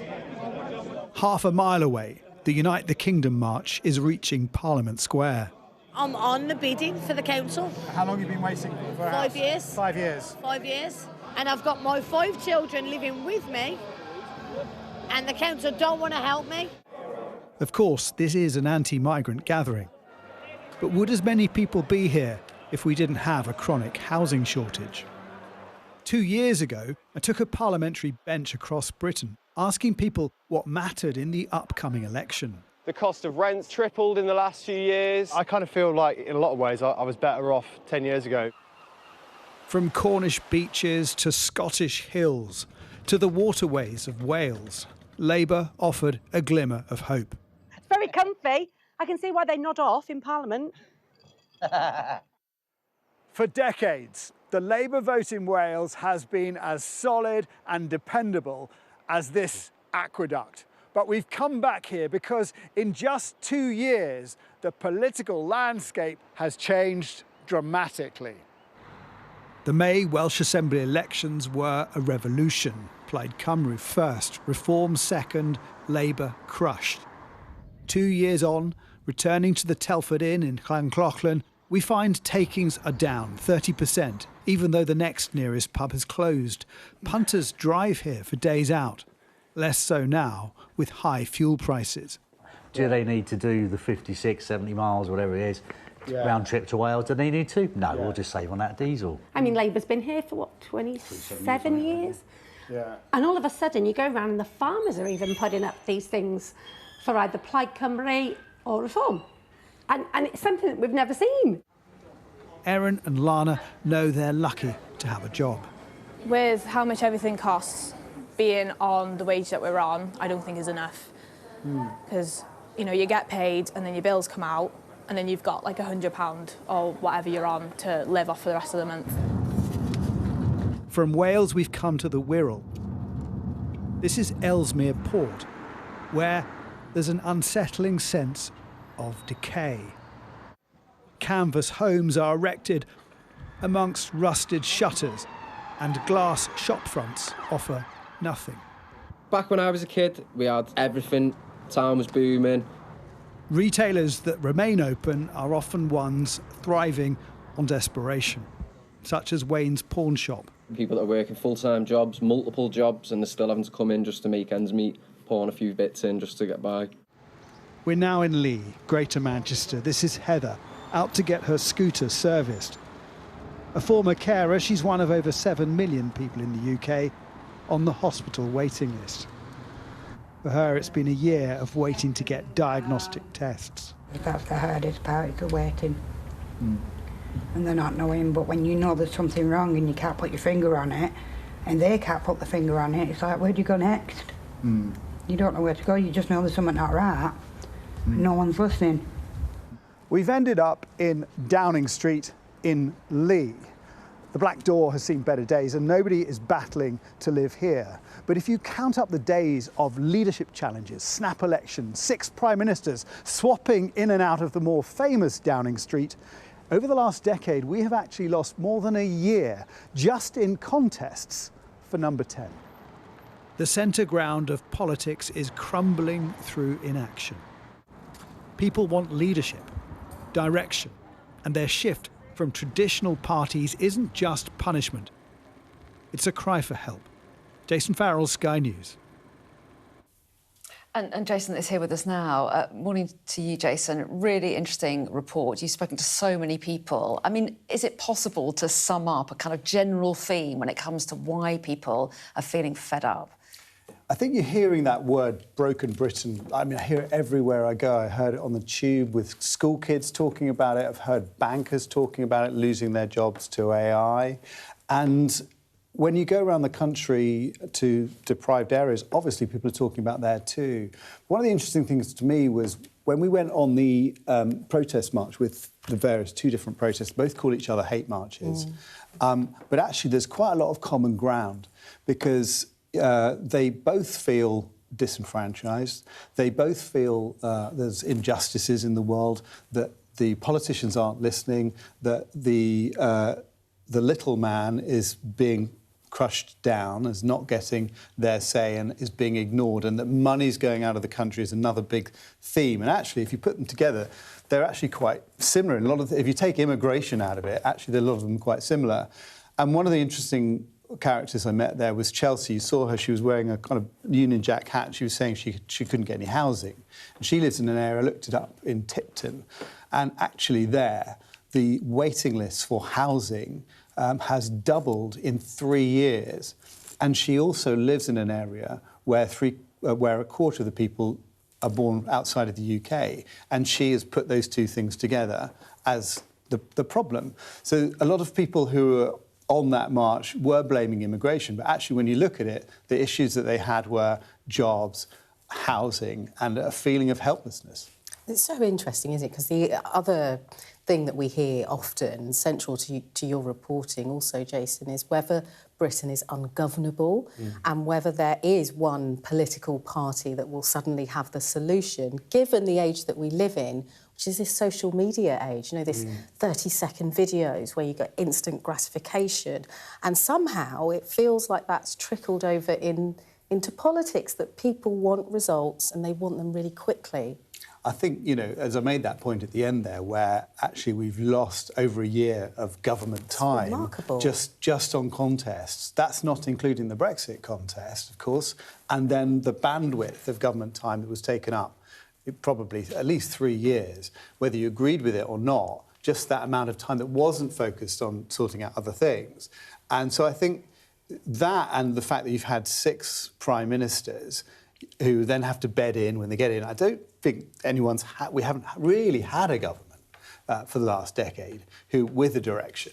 So although, as you absolutely point out, people don't have the patience these days, and, you know, we've seen what that's done to the high street, that, you know, you just want to get things done quickly, get their shopping done quickly, and it's a bit like that with politics. Actually, what people want, even though we've seen all this fracturing in the local elections, what people really want, from what I've been hearing, is strong government, you know, a stable government and direction. You know, one person on the left wing, I would say, march, on the pro-Palestinian march, was extolling the virtues of Margaret Thatcher, because, you know, he said at least, you know, she had a plan. And I feel like people feel there isn't a plan right now. And that's why there is this kind of sense of just rudderlessness about everyone. Yeah, really interesting reporting. And in fact, that's a short version that we just showed just now. There is a longer version. Yeah, if you want to get to know the characters a bit better, there's a longer version on YouTube. Yeah, so check that out. Jason, thanks very much indeed. Now then, an ID check is going to be required before someone can use a sunbed in England. So the government's consulting on tightening existing rules that stop under-18s from using them. Yeah, and children are getting around the ban because contactless payment system essentially allow them to tap in and out of a bed without speaking to staff. Let's speak to Fiona Osgun, Head of Health Information at Cancer Research UK. Really great to talk to you this morning. How worried are you? I mean, we know that there is an existing ban in place for under 18s, and the government kind of launching this consultation is all around making sure that that ban is better enforced. And that's something that we're really pleased to see, to make sure those rules for sunbed use are tightened, because as you've said, there are kind of some loopholes or some workarounds that we know have been kind of in play for a little while now. And we do want to see, you know, a law that we campaigned really hard to help bring in and help bring about be enforced. So it's really welcome news.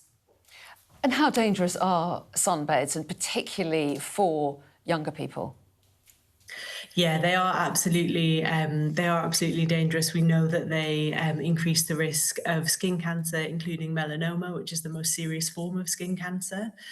So they're something that, you know, they don't have health benefits. They are really damaging people's skin, and it's something that we would really discourage people from using at all, because, you know, they're just building up that damage in people's skin, and that's ultimately what increases the risk for skin cancer. So the government, Fiona, consulting on these mandatory ID checks for sunbed. Why do you think it's taken so long? And if it does come into force, how useful will it be, do you think? Yeah, well, we know it's a really difficult area to kind of police, and it is something that that is, you know, it has been historically difficult.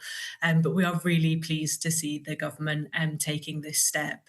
And I mean, it's about sunbeds, but it's also about how people can stay safe in the sun more broadly. So we know that 9 in 10 melanomas in the UK are caused combined by too much UV radiation. So whether that's people using sunbeds or people kind of getting exposed to too much sun outside as well. So we really, as a cancer charity, our kind of main goal is to help people protect themselves against those risks. So making sure that they're covering up, using sunscreen, and kind of taking some time in the shade, you know, especially it's a good reminder with the lovely weather coming up this weekend that there are also actions people can take, whether they're kind of just out and about day to day, as well as kind of these more regulatory measures too.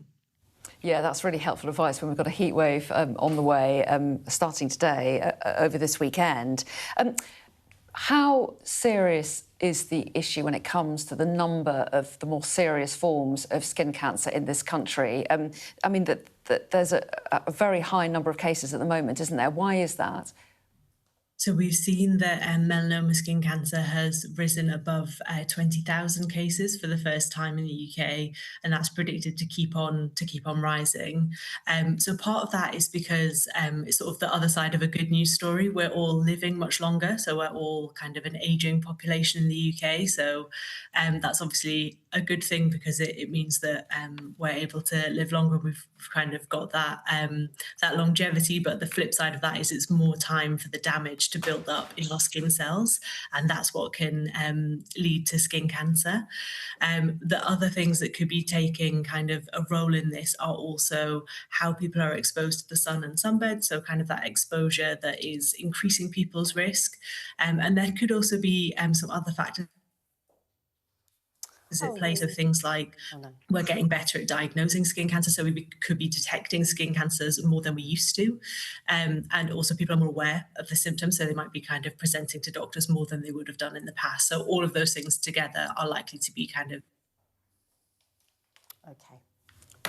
The line beginning to break up there, isn't it? But Fiona, we just your line froze for a minute there, but we are actually also out of time. But we really appreciate you chatting to us this morning. Fiona Osgun there from Cancer Research UK. Thanks so much.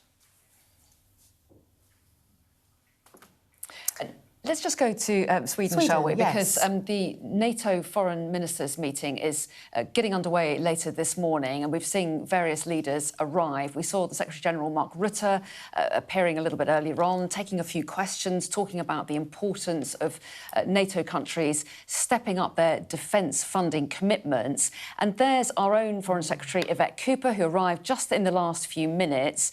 We were kind of expecting her to also answer a few questions. So many issues about defence funding, about the war in Ukraine and, of course, the war in Iran as well, which is causing such a problem for our oil prices. But she didn't stop, as you can see. She went striding in and didn't take any questions. But we may well see her a little bit later on. Yeah. OK, well, Jack is here with all the sport, and it's very, very exciting if you're a fan of England. It's quite tense, actually, and it's a little bit baffling so far. There have been lots of leaks coming out of the England camp, who's in, who's out. Normally this is a very tightly controlled secret, but Thomas Tuchel will reveal all from 10 o'clock this morning. Press conference at 11 where he will have to answer the journalists' questions. Why on earth have you picked X, Y, Z? And we can have a little chat about it after the break.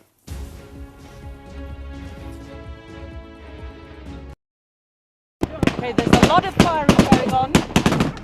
Can you explain to me why? We're journalists, sir.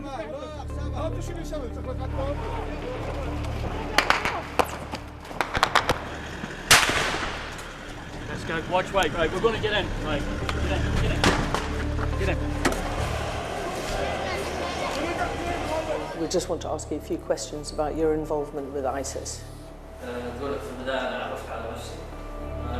Next step for them quite often is getting on a boat and sailing illegally over into Europe. Es un solo procesamiento, una sola sacada. Whoa. Oh my goodness. Whoa. Oh my goodness. If you weren't affected, you'd be a bit of a strange person. Turn off the camera. Turn around and go away. Okay, but listen, I told you 3 times. They saw 2 guys, 2 bad people. There's an absolutely packed dinghy. That is what it's like. Sometimes you have to put in an awful lot of hard work. It's worth doing. I suppose it is what we do. Our app gives you the very best of Sky News wherever you are. Breaking news, videos and analysis. Evidence of the crisis. Podcasts, watching us live. I'm live in Jerusalem. Wherever you get your podcast. All in one place and all at just the touch of a screen. The Sky News app. Get the full story first. Those vivid colours of summer have faded now, but the trauma for everyone who witnessed what happened here hasn't gone away. Devastation. We lost 3 of them. Ruda Cabana's guilty pleas mean they won't have to relive what they saw in court, but everyone here tells you they'll carry it for the rest of their lives. You see people running red lights time after time after time. This is an offence that sometimes has the most awful of consequences. When you speed through a pedestrian crossing, there is a risk that you could batter somebody to death. She filled our lives with light. She was innocent, she was happy. I'm Greg Milam and I'm Sky's Chief North of England correspondent. He had a beautiful death. He fell asleep in my arms. This is about a dying person's choice to die peacefully when they want to, on their terms. I urge you not to look away. If Hamas hands the hostages over, they will end this conflict. The world has been watching. Good to see you again. How are you? Did she say how he was? The conditions are awful. The jets were ordered to come back. Historic day here today. How will you respond if India does launch airstrikes? They'll be all out to war. I'm just going to put some body armour on. I'm Yalda Hakim. So Jackie's here with all the sport and all eyes on Thomas Tuchel. I know, it's an important day, isn't it? Yeah, you know, he's going to say, here are the guys I'm taking to the World Cup. There are 26 of them, and so far there have been a few surprises. Now, there weren't meant to be any surprises because it's supposed to be a closely guarded secret. But there have been some leaks, and people on X are saying, well, how come the media get these leaks? Well, it's from people like agents. It's from players, you know, all the players who weren't going got a call yesterday saying, I'm sorry, you're not going. So some of them feel hard done by and tell their agents, and the agent puts it out there, or we call the agents. That's how the information gets out. What was an interesting piece of information that's come out this morning, and we'll go on to what happened last night in just a sec, but Jed Spence, we believe at Sky, is in the squad. He is a Spurs player, instead of Trent Alexander-Arnold, who has been playing amazingly well for Real Madrid. That's raised a lot of eyebrows on social media going, hang on a minute, how come you've got a player who actually broke his cheekbone this week. So can he even play? He's going to have a mask on at the weekend because Spurs are fighting for their life. How can you pick a player from a team who are, struggling against relegation over and above Trent Alexander-Arnold, who's playing so well for Real Madrid? Anyway, interesting debate. I'm sure it's going to come up in the press conference. Last night, the biggest shock was that Ivan Toney, formerly of Brentford, now of the Saudi Pro League, playing his football at Al Ahly, who finished third in the Saudi Pro League. He is scoring prolifically. He did get 42 goals this season. This is true. But Thomas Tuchel sort of admitted earlier in the season that he hadn't seen him play out there. He hadn't had time to go to Saudi. Saudi's a very different situation and setup to the Premier League. It's not, the standard is not the same. Yes, they won the Asian Champions League, but it's just not the same. So realistically, how good is Ivan Toney at this point? Not played for England for over a year, played for a couple of minutes in a game that they lost. He is really good at penalties. He has scored a lot of goals. He is playing in a very hot country. Maybe that's the thing, because maybe the temperatures out there will be affecting a lot of the players and will take a lot of people by surprise, and he's already used to it. Maybe, I don't know. I mean, it will be an interesting chat at 11 o'clock. Why have you picked someone that you haven't picked for a year? And even then, how do we know how good he is? And so Trent Alexander-Arnold, we think, isn't in. Yeah. So gutting for him. And who else do we know is not being picked? And to be honest, that wasn't a super surprise, because it feels like he doesn't feel like Trent Alexander-Arnold fits his plan, his prototype, whatever it is. Harry Maguire also made it known last night that he wasn't in, and this, I feel, is quite a surprise, given that Manchester United were really struggling. In comes a new manager. Harry Maguire is reinstated to the team, and it's been part and parcel of the way that Manchester United have turned around their season, and are going to finish third in the league and get Champions League football. He's a really big part of that and playing really well. Plus the fact he's never played badly for England. He's always done his job for England. He wasn't picked and put it straight out there on X. I was confident I could have played a major part this summer for my country after the season I've had. I've been left shocked and gutted by the decision. And his mum, Zoe, also took to Twitter and said that she was disgusted that he wasn't picked. And you just wonder, is that going to turn out to be a mistake? Such a reliable player, what is his big picture for the team? Also reports that Phil Foden is not going, no surprise there. He's not really been playing for Man City, very out of form.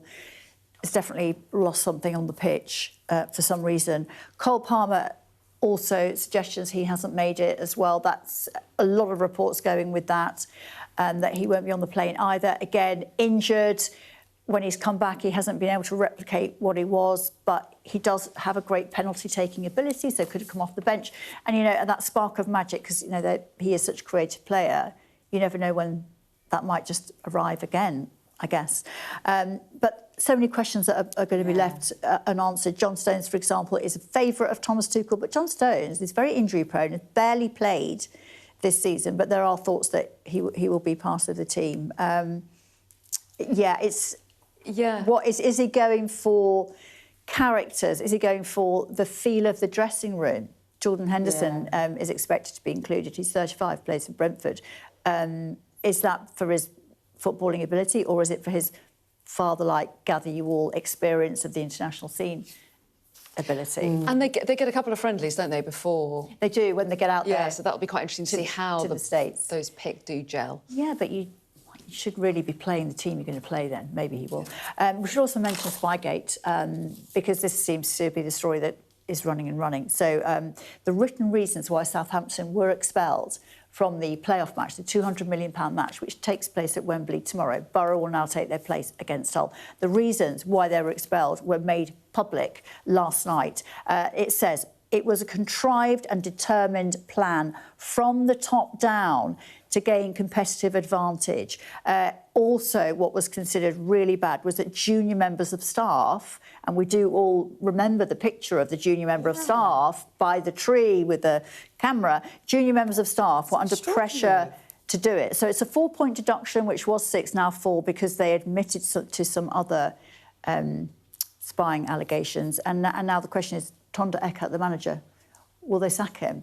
There's an FA investigation which will now take place, and I think they'll probably wait to see what happens after that. But will, you know, as it was his idea, will he? It's cost them so much. You know, there was no guarantee you're going to make the Premier League, but if you're in that final match, the chance is there. You have the opportunity, and that opportunity is now gone. Players suffer, for what gain? fans suffer. I mean, it's a very, very small gain, very small marginal gain, if any at all. Can we just show the pictures of Villa? Because it's quite heartwarming. It's really nice. Scenes of Birmingham yesterday. The Europa League winners, Unai Emery, their manager, who has won it for a 5th time, which is a record. He was really happy yesterday, shouting from the top of that bus just how happy he was and how much they all connect with the fans. Have a quick listen to Emery. Your heart is our heart. We are together. Aston Villa. We love you. The Villa, you have our hearts. Oh, it's just so lovely. What was also a really lovely story last night, which broke, was the first interview with Mikel Arteta, Arsenal having won the Premier League, and he said he didn't watch the Bournemouth match. He came home from the training ground, left all the players there, put on a barbecue, didn't listen to what was going on in his living room where his sons were watching it. And it was only when they came out and one of them was crying, said, "Dad, we are champions," that they all kind of gathered together. And he said it was kind of just perfect. He was completely unaware until his kids. Are we allowed to mention your celebration injury? Well, it's quite painful. Just don't make me laugh. Don't worry. I've got no sense of humour, so it's fine. But no, you did have a little bit of a moment in a pub in... It was worth it. Highbury. Yeah, in Highbury. It was worth it. Every twinge. Oh, well, go gently out of the studio and we'll see you again in the next hour. And stay with us because you've got all the stories, top stories coming your way.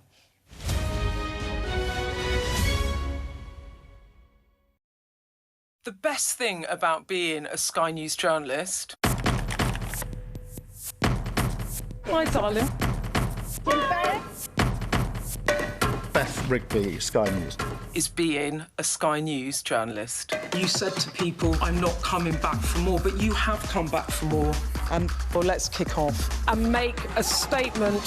What can our Prime Minister say to you to not impose tariffs? He's coming out! What more do you need?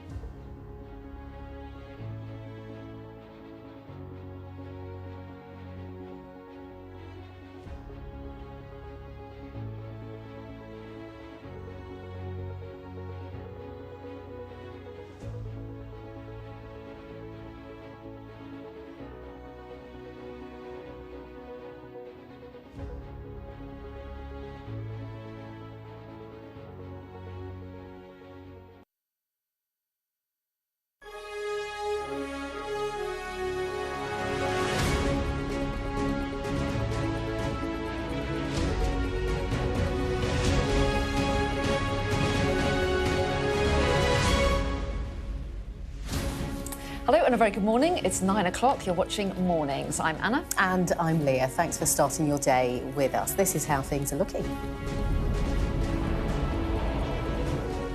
Police are investigating Andrew Mountbatten-Windsor over potential sex crimes and corruption. Detectives are appealing for potential victims and witnesses to come forward as they consider possible crimes that fall under misconduct in public office. Also today, foreign ministers, including Yvette Cooper and Marco Rubio, are gathering today in Sweden for an informal NATO meeting. Plus, get ready for a scorcher this bank holiday weekend with temperatures up to 34 degrees expected. Plus, just a couple of hours to go now until England's World Cup squad is officially announced, but there's news already about some of the big names who are missing out.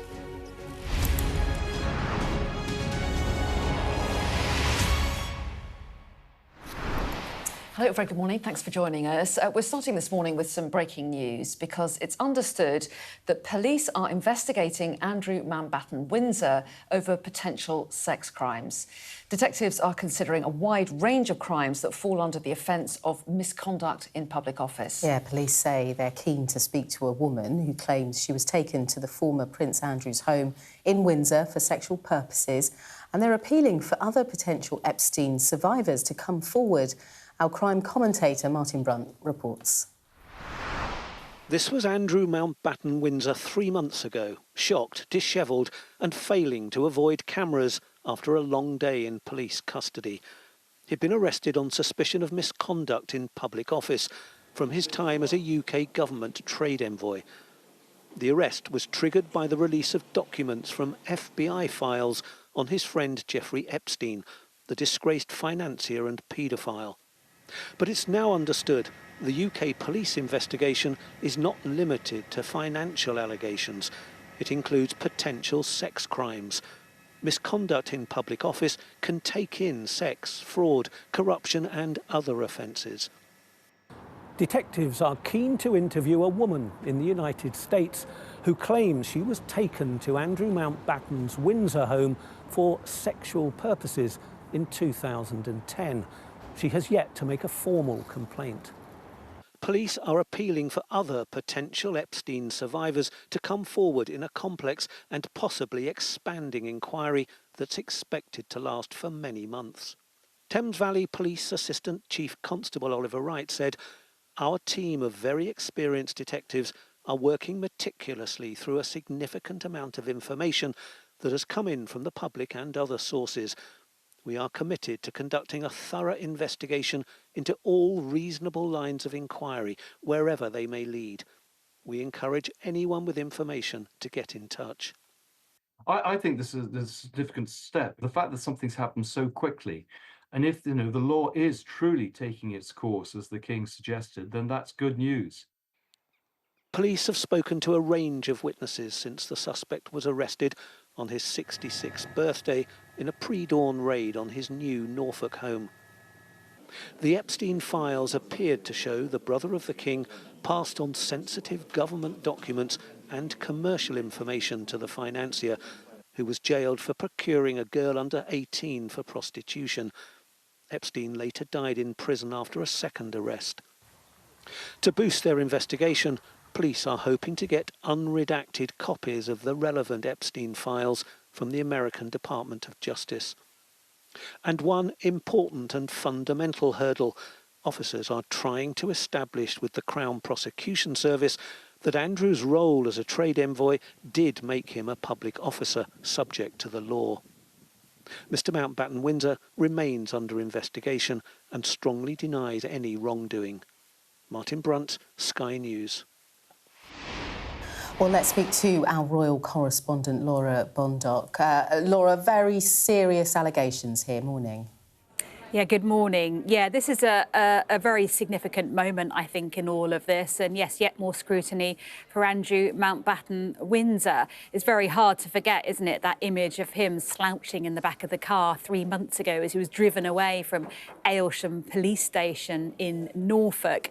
And as was, the sight of all those cars lined up, parked on the drive of his former home, Royal Lodge on the Windsor estate, while detectives searched the vast property. He was the first member of the royal family for hundreds of years to be arrested and questioned on his 66th birthday. A shocking moment and another chapter in this ongoing crisis for the royal family. Try to contain the scandal by stripping him of roles, of titles, of his royal style, of his home. And yet the headlines keep coming. And I think this decision by Thames Valley Police to look further into sexual offences is a big step, and it shows that the team who are investigating believes there could be sufficient evidence to justify exploring whether criminal sexual conduct had occurred. Now, what does this mean for Andrew? Well, we know he is living an exile-like existence on Marsh Farm on the King's private Norfolk estate. The King is privately funding him now, his upkeep, his staff and his security. But the scandal that surrounds Andrew always creates negative headlines, not just for him, but for the wider family. We've seen that already with this latest development. Headlines not just here, but around the world. And headlines that really do threaten the reputation of the royal family and prompt these very difficult questions about who knew what and when. Indeed, and it comes just the day after we got those government files released on his appointment as trade envoy. I mean, that was interesting as well, wasn't it? And didn't always shed a positive light on him. No, it didn't. And these files, there was a huge political push to have them released. It was all about his appointment to the role, so nothing about his time while trade envoy, although there's a big campaign to get more files released about that. But we know that it was very much the Queen herself, Andrew's mother, who was lobbying for him to be given this prominent position, a position for which he had no real experience or expertise. But she wanted him to have this position to promote national interests. She wanted him to be given a bigger title, honorary president of British Trade International. That didn't happen. One of the files revealing that Andrew had a preference when it came to trips for ballet over theatre, that he wanted to go to more sophisticated countries. It's redacted after that, so we don't know which those countries might have been. But what I found most fascinating from these files is the fact that it wasn't just the palace pushing for him to be given this role. The government gladly approved it as well, and nothing in these documents and files suggests there was any pushback from any one official in terms of his appointment to the role of trade envoy. No, that's so interesting. Laura, thanks very much indeed. Yes, that's right. The kind of lack of vetting seemed like a kind of really interesting aspect of this, didn't it? And presumably the endorsement of the Queen and the sense that she'd expressed her keenness to get that role, perhaps one of the reasons why it wasn't scrutinised further. Yeah, and it's interesting now how the royal family navigate this. They've distanced themselves from Andrew, of course, that was done earlier this year, but how they then come back from personal events, Prince William's... constant headlines. Yeah, and because it's that trickle of information, it continues to dodge them. So, look, we'll be keeping a close eye on those developments for you here on Sky News. Now then, President Donald Trump has made a surprise announcement that the United States will deploy an additional 5,000 troops to Poland. In a Truth Social post, Donald Trump said the decision was because of his relationship with Poland's president, and that's a U-turn from last week when US officials had said that its plans to send 4,000 troops to Poland had been cancelled. Yeah, it is really interesting timing because today foreign ministers from around the world are gathering in Sweden for an informal NATO meeting. And just in the last half hour, we've seen our own Foreign Secretary, Yvette Cooper, arriving for those talks. The US Secretary of State, Marco Rubio, will also be attending. We may well see him shortly. And lots of questions around Iran, Ukraine, so many defence issues likely to be on the agenda there. Yeah, speaking just a short time ago, NATO chief Mark Rutte said Europe is moving towards a stronger NATO alliance that is less dependent on the United States. The trajectory we are on, which is a stronger Europe and a stronger NATO, making sure we will over time, step by step, be less reliant on one ally only, as we have been for so long, which is the United States, so that also for them, they have the possibility and the option to pivot more towards other priorities, which are also in our interest, will continue. But of course, I very much welcome the announcement yesterday. Rob Powell is here to discuss all of this. And I do wonder, Rob, how nervous US allies are about the US presence at this summit and their ties. Yeah, I mean, I think there'll always be a degree of nervousness whenever you get some kind of NATO summit, because the expectation will be that the delegation from the US is probably flying in again to give them something of a telling off about levels of spending in the past and levels of spending where they are right now as well. You know, President Trump and the White House has made no secret of the fact that they are sort of sceptical, I guess, of NATO as an organisation, as an institution, and believe it's essentially a kind of vehicle for Europe to freeload off the back of American defence spending. I mean, as we saw in his first term, this term has forced NATO countries really to step up the amount that they're spending. We have seen that in the UK. We're expecting the Defence Investment Plan to come forward in the coming weeks as well. But clearly there are other big points of tension as well. We know that the US has criticised Europe and NATO for not backing them over the war in Iran. Marco Rubio, who's expected in Sweden today as well, said before he flew out there that they were very upset with NATO for going into hiding during the Iran war. And on Ukraine as well, clearly there has been a mismatch in approach, or a difference in approach between European members of NATO and the US as well over that. You wonder whether, given that Yvette Cooper is there will be any talk of the sanctions package that was implemented and put in place by the UK earlier this week, that includes a phasing in of certain sanctions around Russian oil that is turned into jet fuel and diesel in third countries and then brought into the UK. The EU has already put in sanctions that would ban that type of stuff coming into the European Union. We have decided to put it in a more phased fashion, which I think has irked some. So whether that gets brought up, we will see, but look, plenty of points of tension, plenty of potential for falling out or further falling out. Although that really interesting announcement that Donald Trump is going to put all these troops into Poland, having said that he was actually going to pull troops out. Yeah, it sort of cuts against the broader thrust of US policy towards, military deployments into Europe. But, reading the detail of what Donald Trump said were the reasons behind it, it seems to be down to his own relationship with the Polish president. And that kind of sums up the president's approach to foreign relations, right? He's sort of sceptical of these big, multilateral in the lingo institutions like NATO. He just seems to have a suspicion around them, and what he likes to do is deal one-on-one. And you've seen that in his dealings over, the Middle East and Gaza. You've seen how he's tried to go about ending the war in Ukraine. It hasn't been through, bodies like the UN and NATO. It's been by speaking to Vladimir Putin directly and then speaking to other people directly as well. So, yeah, surprising to an extent, but then when you consider how Donald Trump likes to do business, not all that surprising. Yeah, it'd be fascinating to see the line that Marco Rubio takes when he does arrive. Mark. Something that was confusing you with Mark Rutte, clearly. Rob. Too many Marks. Thanks very much indeed. OK, shall we talk about the weather now? Yes, please, let's do. It's going to feel like the beginning of summer this bank holiday weekend. In fact, in some areas, the record for the highest temperature recorded in May, it might be broken.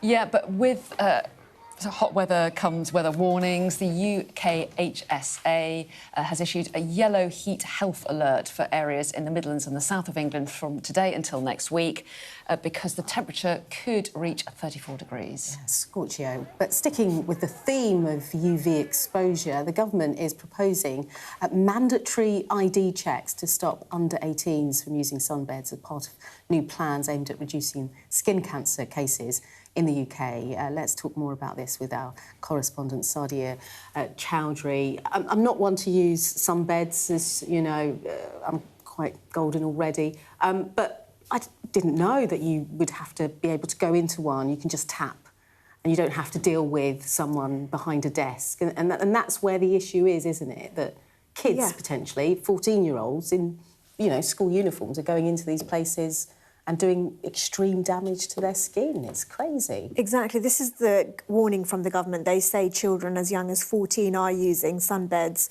and they're able to do it because of contactless payments, where you just go tap and tan, it's called, and staff often don't check someone's age. As you say, 18-year-olds and above are allowed to use sunbeds. Anyone under that, not allowed to. There are significant risks of developing skin cancer with using these indoor tanning beds and things like that. And this is one of the most preventable types of cancers, and yet the NHS is spending somewhere around £750 million a year on it. And so that's why the government is trying to bring in this plan. It's part of the National Cancer Plan to tackle this, and especially this preventative type of cancer, because experts say, you know, this is something that can be prevented, and, you know, people probably just need to know a bit more about the warnings. So there's a consultation starting today, and that a few of the proposals that they're looking at are things like staff having to be there when people go to use these tanning beds, ID checks becoming mandatory, so, you know, therefore children in school uniforms won't be able to just go in and tap and tan, as some of them do right now. But also cigarette-style health warnings on sunbeds in places where there's lots of campaigns to get more public messaging around the dangers of sunbeds out as well. So there's all sorts of things like that. And I think a lot of people think that sunbeds are a safer way of getting a tan than being out in the sun. But it is believed that even a single exposure to indoor tanning before the age of 35 years is associated with a 59% increased risk of developing melanoma, which is the deadliest type of skin cancer. Yeah, really interesting, and good to get those warnings out there and remind everybody about sunbeds, but also with the heat wave coming. Sadia, thanks very much indeed. Let's take you back to Sweden. We were just talking about that NATO foreign ministers meeting underway there with Rob a moment ago. We were talking about the US Secretary of State, Marco Rubio. Well, he is about to arrive, and these pictures, this was a few minutes ago, with the NATO Secretary General Mark Rutte. So let's listen in. Marco Rubio. We really appreciate you being here today. We had a first discussion. We will now continue with, of course, the NATO foreign ministers. And the meeting will very much concentrate on a couple of issues also on your mind and the President's mind, which has to do with the defence spending. The good news is the money is now coming in. Defence spending is rapidly ramping up, building on the success of the The Hague summit. Tens of billions, and over the years there's hundreds of billions coming in. That also leads us to the question how to spend it, to make sure that it is spent well, and that brings us to the big issue of the defence industrial base, which is not producing enough. This is a problem in Europe, this is a problem in the US, and this will be a big issue at the Ankara summit. But there are huge opportunities here.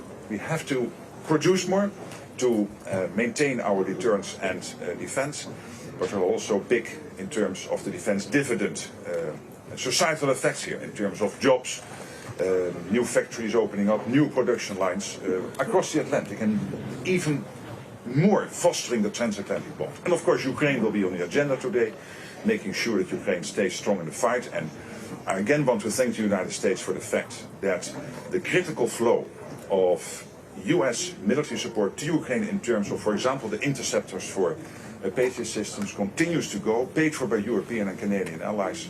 And it is really vital for Ukraine to stay strong in the fight. Obviously today we have foreign ministers here, so we will discuss foreign issues, and one of the big issues now, of course, is Iran, the Strait of Hormuz, the issue of freedom of navigation. And I hear from many of my colleagues here that it is not acceptable that the freedom of navigation is basically trampled upon as it is at the moment, and we have to think how we collectively can deal with this. And I think everybody acknowledges that the United States degrading the nuclear capability of Iran, but also the long-range missile capability of Iran, is crucial for the Middle East, for Europe, for the whole world. So again, Marco, thank you for being here, for your incredible leadership, and being such a staunch supporter of our transatlantic bond. Well, thank you. First of all, thank you to this great country for hosting us. They've been phenomenal hosts. They've been great new members of NATO's, really model allies and great hosts. So it's a pleasure to be here. It's always great to see you, Mark. And obviously, we're here to set the groundwork for what I think will be probably one of the more important leaders summit in the history of NATO. The President's views frankly, disappointment at some of our NATO allies and their response to our operations in the Middle East. They're well documented. That will have to be addressed. That won't be solved or addressed today. That's something for the leaders level to discuss. In the meantime, there are other areas where we continue with cooperation. You saw the President's announcement last night with regards to Poland and deployment. That said, obviously the United States continues to have global commitments that it needs to meet in terms of our force deployment, and that constantly requires us to re-examine where we put troops. This is not a punitive thing. It's just something that's ongoing, and it was pre-existing, all these recent reports and tensions and so forth. So that's a process that will continue, that I think in a very positive and productive way, and collaboration with our allies can reach decisions. But in the end, you know, like any alliance, it has to be good for everyone who's involved. It has to be a clear understanding of what the expectations are, and so certainly we'll try to lay the groundwork for that. One of the areas where I think we definitely can cooperate on is the defense industrial base. It is clear to the world, to all of us in the alliance and beyond, that we simply are not able to produce munitions today at a rate that are necessary for future needs. That's something that has to be addressed. That's something that we can work together on. That's something we want to work together on. I think it's key not just to production, but to interoperability. And so I imagine that'll be a topic of conversation. On the issue of Iran, the news this morning, I know it's early on it's still in the United States, a little later in the region, in the Middle East. But we await word on those conversations that are ongoing. There's been some slight progress. I don't want to exaggerate it, but there's been a little bit of movement, and that's good. The fundamentals remain the same. Iran can never have a nuclear weapon. It just cannot. This regime can never have nuclear weapons. And to achieve that, we're going to have to address the issue of enrichment. We're going to have to address the issue of the highly enriched uranium. And then added to this, of course, is the issue of the Straits. Iran is trying to create a tolling system. They're trying to convince Oman, by the way, to join them in this tolling system in an international waterway. There is not a country in the world that should accept that. I don't know of a country in the world that's in favor of it except Iran, but there's no country in the world that should accept it. Right now at the United Nations, we have a resolution that is sponsored by Bahrain. We've been very involved with it. It has the highest number of co-sponsors of any resolution ever before the Security Council. Unfortunately, a couple of countries on the Security Council are thinking about vetoing it. That would be lamentable. We are doing everything we can, though, to achieve the sort of global consensus that's necessary to prevent this from happening. And we're trying to use the United Nations. Let's see if the United Nations still works. That's a place that we're going to try to get an outcome for. And obviously, I think almost every country represented here today has signed on as a co-sponsor of that resolution. And if they haven't, I'm sure they soon will. Because I don't know of anyone in the world that should be in favor of a tolling system in an international waterway. That's just not acceptable. It can't happen. If that were to happen in the Straits of Hormuz, it will happen in 5 other places around the world. Why would countries all over the world say, well, we want to do this too? Not to mention how vital and critical that strait is to every country represented here today, but frankly to countries not represented here today, particularly the Indo-Pacific. So we'll have a good meeting today. I hope it'll be productive. I expect it will be, and it'll set the groundwork for the leaders to meet in about 6 weeks. And we have a lot of work to do between now and then. Okay, thank you. Thank you. Where will they be coming from? OK, there we have it. Secretary of State Marco Rubio talking there alongside NATO Chief Mark Rutte, talking about, Anna, the disappointment of the US administration with NATO and the Iran war on the agenda too. We're just looking at all of the leaders from across NATO allies who are gathering for this picture too, including Yvette Cooper, Foreign Secretary. Yes, exactly. And that brief news conference they held there just before that, Family Photos it's called, just a couple of minutes ago. And really interesting that once again he expressed America's disappointment at NATO allies and how, as they see it, they didn't step up in their attacks on Iran. But he did talk about how in other areas they could continue to cooperate. But he did say, like any alliance, it has to be good for everybody involved. And he did say something about Iran and the conversations that he said that were going on. He did say there's been slight progress. He said he didn't want to exaggerate it, but he said there'd been slight progress. But there are certain sort of red lines that he wanted to reiterate. He talked about how the prospect of a tolling system, which Iran has threatened, he said that would be completely unacceptable. And he said, anyway, if it did happen, think of all the other places where that could happen as well. Of course, there wasn't tolls there in the Strait of Hormuz before the war took place. So interesting. Often, you know, Marco Rubio is seen as the calmer, less antagonistic of Trump Well, yeah, and look at him administration. smiling and joking with the other foreign secretaries from around NATO's region, shaking hands and smiling with everyone. So, although some tough words there at the top, obviously more of a warm welcome in person there as he meets the other foreign secretaries. OK, we're going to talk about, quite linked to this really, jet fuel. Plans to ban UK imports of diesel and jet fuel, but linked to Russian oil, have been watered down. This is amid concerns over supplies and price rises too. Yeah, ministers say the sanctions will now be introduced gradually as the conflict in the Middle East continues to disrupt those global energy supplies because of that closure of the Strait of Hormuz. Well, so let's get a little bit more on this. We can speak to Robin Mills, who's Chief Executive of Dubai-based energy consultancy Kamar Energy. Very good morning to you. Thanks so much for talking to us. Obviously, we're seeing those foreign secretaries arriving there for this meeting of NATO leaders. What do you make of Marco Rubio and what he said, first of all, about the Iran war and about any kind of progress in getting the Strait of Hormuz reopened? Well, you know, I saw Marco Rubio being very clear on this issue of tolling, the Iranians having a toll on Hormuz, and stating that's unacceptable. And I think most countries would agree with that. But the question is, what's to be done about it? There's been very little progress on any kind of action to reopen the strait or to have any kind of normal transit through it. And of course, until that is restored, then all of these problems with oil and jet fuel supply and so on will just keep piling up. We're not in a frozen state here. We're in a state that continues to get worse and worse every day the strait is closed. And Robin, you know, the government's saying in terms of planning to ban UK imports of diesel and jet fuel made from Russian oil, they're saying, look, we had no choice because of the Strait of Hormuz, it's closed, and prices are surging. Wasn't easing these sanctions then just pragmatic? Well, prices are surging for everybody worldwide. So, you know, the UK is no exception in that regard. I think the government here was concerned about potential actual shortages, I mean, physical shortages of jet fuel and diesel because of the closure. And that's why they've lifted or suspended these sanctions on the products made from Russian crude oil. But I think that makes very little difference to global supply. And I honestly don't think the UK was ever at risk of physical shortages of jet fuel. I think there's obviously prices are going to go higher, but that's unavoidable. And I don't think that waiving the sanctions will make any difference to that. Are we particularly vulnerable in the UK to the Strait of Hormuz being shut for our supplies of diesel and jet fuel? The UK is a big importer of jet fuel, sure. It's the third biggest consumer of jet fuel in the world because of the importance of airports like Heathrow. But that's different from being vulnerable to actual shortages. I mean, the UK sits next to a big refining complex in Europe. It has access to supplies from other parts of the world, the US amongst them. So again, I don't think if airlines are willing to pay the price, I don't think that there's a danger that they would actually not be able to get jet fuel that they could pay for.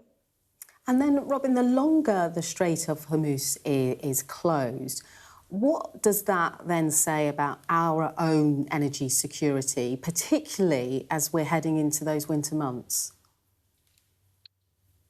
Well, the longer the strait is closed, of course, the worse things get for everybody, including the UK. This is a great and growing concern. And even if the strait opens tomorrow, and there's no sign that it will, there will still be months of disruption and recovery period. Of course, now we're coming into the summer period, which means usually holiday travel, people driving, people flying. So consumption of those fuels does go up. And somehow the world has to cope with the loss of 10% or more of global oil supply for a period of several months. And that means that once stocks are drawn down around the world, then the only alternative is to cut demand. And that, of course, means economic pain. It means people traveling less and so on, generally. To what extent is Russia benefiting in some ways from all of this, though? I mean, there are clearly sanctions on its oil, but the oil price has gone up. So how is that affecting the Russian economy? Well, Russia's benefiting hugely from this. Firstly, because the base price has gone up a lot, of course, since the start of the war. because of the easing of sanctions initially on Russian crude oil by the US, the Russians used to have to sell to India, let's say, at a discount, a significant discount. Now that discount has almost disappeared, so that they benefit again. And thirdly, you have measures like this by the UK. I don't think this will actually have a big effect on Russian oil exports or Russian oil earnings in itself, but it's important symbolically, and I think it will give hope to Moscow that if Moscow can just keep going in its war in Ukraine, then the Gulf War will put pressure on countries such as the US, the UK, and others to ease their sanctions and take the pressure off the Russians. Robin, just to wrap, I wonder what your message is to people who actually feel worried about summer holidays, this jet fuel crisis that we've been speaking about for such a long time. What's your inside track on whether we should really be worried? Well, I don't want to offer cold comfort. This is a once-in-a-generation energy crisis, and it's continuing to get worse. The negotiations seem to be going in circles, and there's no sign that the Strait of Hormuz will be open again for normal traffic anytime soon. So I don't think people should worry about actual shortages of fuel, that they can't fill up their cars or can't get on a plane. But prices are already high and are going to get higher, unfortunately, and there's not really any easy way around that. Well, Robin Mills, we really appreciate your thoughts this morning. Really interesting to chat to you. Thanks very much indeed. Thank you. Now, over 1,000 veterans are expected to attend a service marking 15 years since the end of the Iraq War later. Yes, the National Memorial Arboretum will host the event this lunchtime, which will also include a flypast by a Chinook helicopter. 179 British troops died during the 8-year-long conflict. Well, we can speak now with Mac McLaren, who's an Army veteran who served in Iraq and is at the National Memorial Arboretum for us now. A very good morning to you. Thank you so much for chatting to us today. We really appreciate it. And first of all, I wondered if you could tell us why it's important for you to be there today to mark this anniversary. Hi, good morning. It's important mainly for remembering. It's not just remembering those who remain, but those who paid the ultimate sacrifice serving the country. And what does it feel like, Mac, to be there today?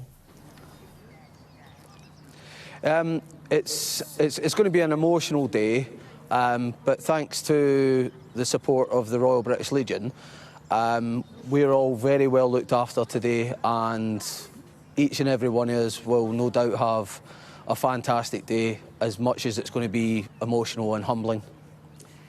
And tell us a little bit about your time in Iraq. Can you talk us through, some of the experiences you had to go through? Yeah, I mean, it was something that I had never experienced before. Everything from, obviously, the conflict itself to even the heat. It was overwhelming at times, long days, long nights. And obviously the environment itself was a challenge. And Mac, you requested, didn't you, I believe, to go on to the front line rather than to stay in an admin role. Can you help me understand why you made that choice and why it was important to you? I think for me, it was very much to just use my knowledge within that division, working alongside the United States Marine Corps with the chemical reaction team, and just to do my bit, really. I felt like when I was doing a little bit of admin that I wasn't quite doing what I was meant to be. And today is all about remembering those who lost their lives, but also those whose lives have been impacted by the war. And as I understand it, you did suffer injuries yourself to your legs. Tell us what kind of impact that's had on your life. Yeah, I mean, like you said, it is about remembering everyone, really. Those that didn't make it and those that are here left with various different injuries, mental, physical. For myself, obviously, I lost the use of my right leg, basically, and then after 20 years of living with pain, finally got it removed. And Mac, you know, you've come from the Invictus Games to the strongman world records. What keeps you going? You're incredible.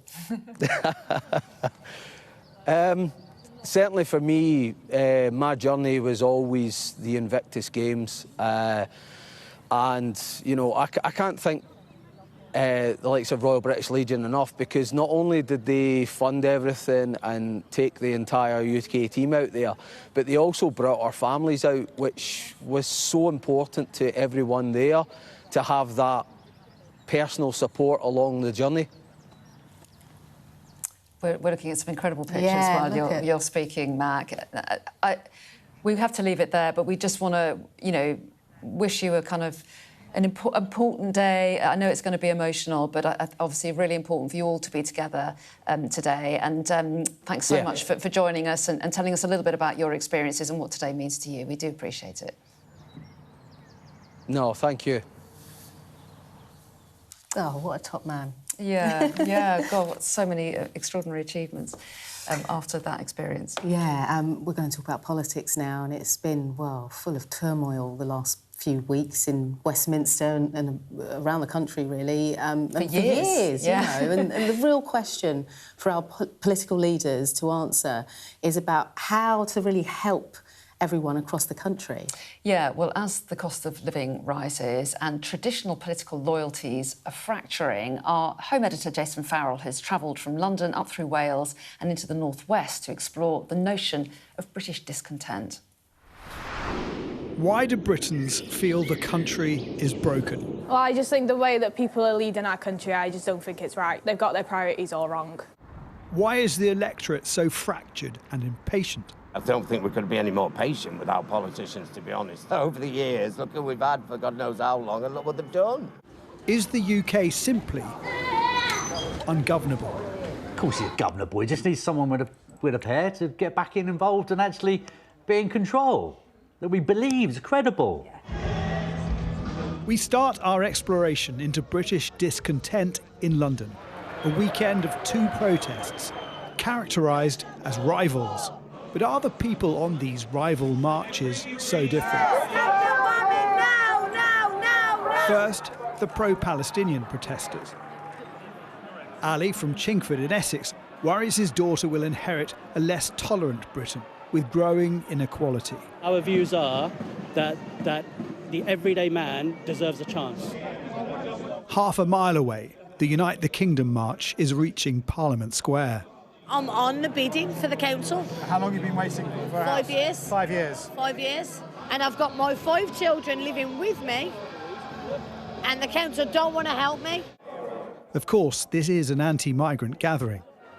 But would as many people be here if we didn't have a chronic housing shortage? 2 years ago, I took a parliamentary bench across Britain, asking people what mattered in the upcoming election. The cost of rent's tripled in the last few years. I kind of feel like, in a lot of ways, I was better off 10 years ago. From Cornish beaches to Scottish hills, to the waterways of Wales, Labour offered a glimmer of hope. It's very comfy. I can see why they nod off in Parliament. For decades, the Labour vote in Wales has been as solid and dependable as this aqueduct. But we've come back here because in just 2 years, the political landscape has changed dramatically. The May Welsh Assembly elections were a revolution. Plaid Cymru first, Reform second, Labour crushed. 2 years on, returning to the Telford Inn in Llanclochlan, we find takings are down 30%, even though the next nearest pub has closed. Punters drive here for days out. Less so now, with high fuel prices. Do they need to do the 56, 70 miles, whatever it is, round trip to Wales? Do they need to? No, we'll just save on that diesel. I mean, Labour's been here for, what, 27 years? Yeah. And all of a sudden, you go around and the farmers are even putting up these things for either Plaid Cymru or Reform. And it's something that we've never seen. Erin and Lana know they're lucky to have a job. With how much everything costs, being on the wage that we're on, I don't think is enough. Because, you know, you get paid and then your bills come out and then you've got like £100 or whatever you're on to live off for the rest of the month. From Wales, we've come to the Wirral. This is Ellesmere Port, where there's an unsettling sense of decay. Canvas homes are erected amongst rusted shutters, and glass shop fronts offer nothing. Back when I was a kid, we had everything. Town was booming.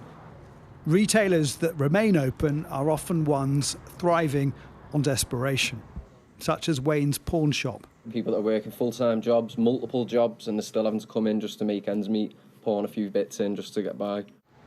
We're now in Lee, Greater Manchester. This is Heather, out to get her scooter serviced. A former carer, she's one of over 7 million people in the UK on the hospital waiting list. For her, it's been a year of waiting to get diagnostic tests. That's the hardest part, is the waiting. And they're not knowing, but when you know there's something wrong and you can't put your finger on it, and they can't put the finger on it, it's like, where do you go next? You don't know where to go, you just know there's something not right. No one's listening. We've ended up in Downing Street in Lee. The Black Door has seen better days and nobody is battling to live here. But if you count up the days of leadership challenges, snap elections, 6 prime ministers swapping in and out of the more famous Downing Street, over the last decade we have actually lost more than a year just in contests for number 10. The centre ground of politics is crumbling through inaction. People want leadership, direction, and their shift from traditional parties isn't just punishment. It's a cry for help. Jason Farrell, Sky News. We're going to take a look at the weather now. I hope we haven't forgotten anything. Travel insurance, I tick that box. Yeah, but remember what you forgot last year. All Clear Travel Insurance sponsors Sky News weather. Now, there's the potential for records to be broken this bank holiday weekend as temperatures begin to rise, with some parts of the country likely to reach heatwave criteria. Scotland and Northern Ireland will have to wait until next week for the settled conditions and warmth to reach them. But for now, it's a mild, sunny start for much of the UK mainland. Irish sea coasts will be a little bit gloomy, where overnight low cloud and sea mist have drifted in. Scotland will also be cloudy with some further outbreaks of showery rain. Well, the sun is strong at this time of year and the temperatures will rise rapidly this morning, reaching the low 20s Celsius quite widely across England and Wales and peaking at 27 degrees in the southeast. That's about 80 Fahrenheit. And it's going to be cooler in the north and west with values in the mid-teens Celsius. All Clear Travel Insurance proudly sponsors Sky News weather. So potentially record-breaking weather. Thomas Tuchel, could he potentially have a record-breaking team or break some hearts, potentially? Well, you'd like to think so. I think there's questions being asked already about some of the leaks that have come out of his World Cup squad announcement. It was supposed to be all unveiled this morning, but we've had a few tips. But it will be unveiled. We're going to be joining Henry Winter, who'll be live at Wembley very shortly, the sports writer, football writer, very much linked to England, talking to him about what he thinks of the decisions made so far, which involve those two players. OK, there's a lot of firing going on. Can you explain to me why? We're journalists, sir.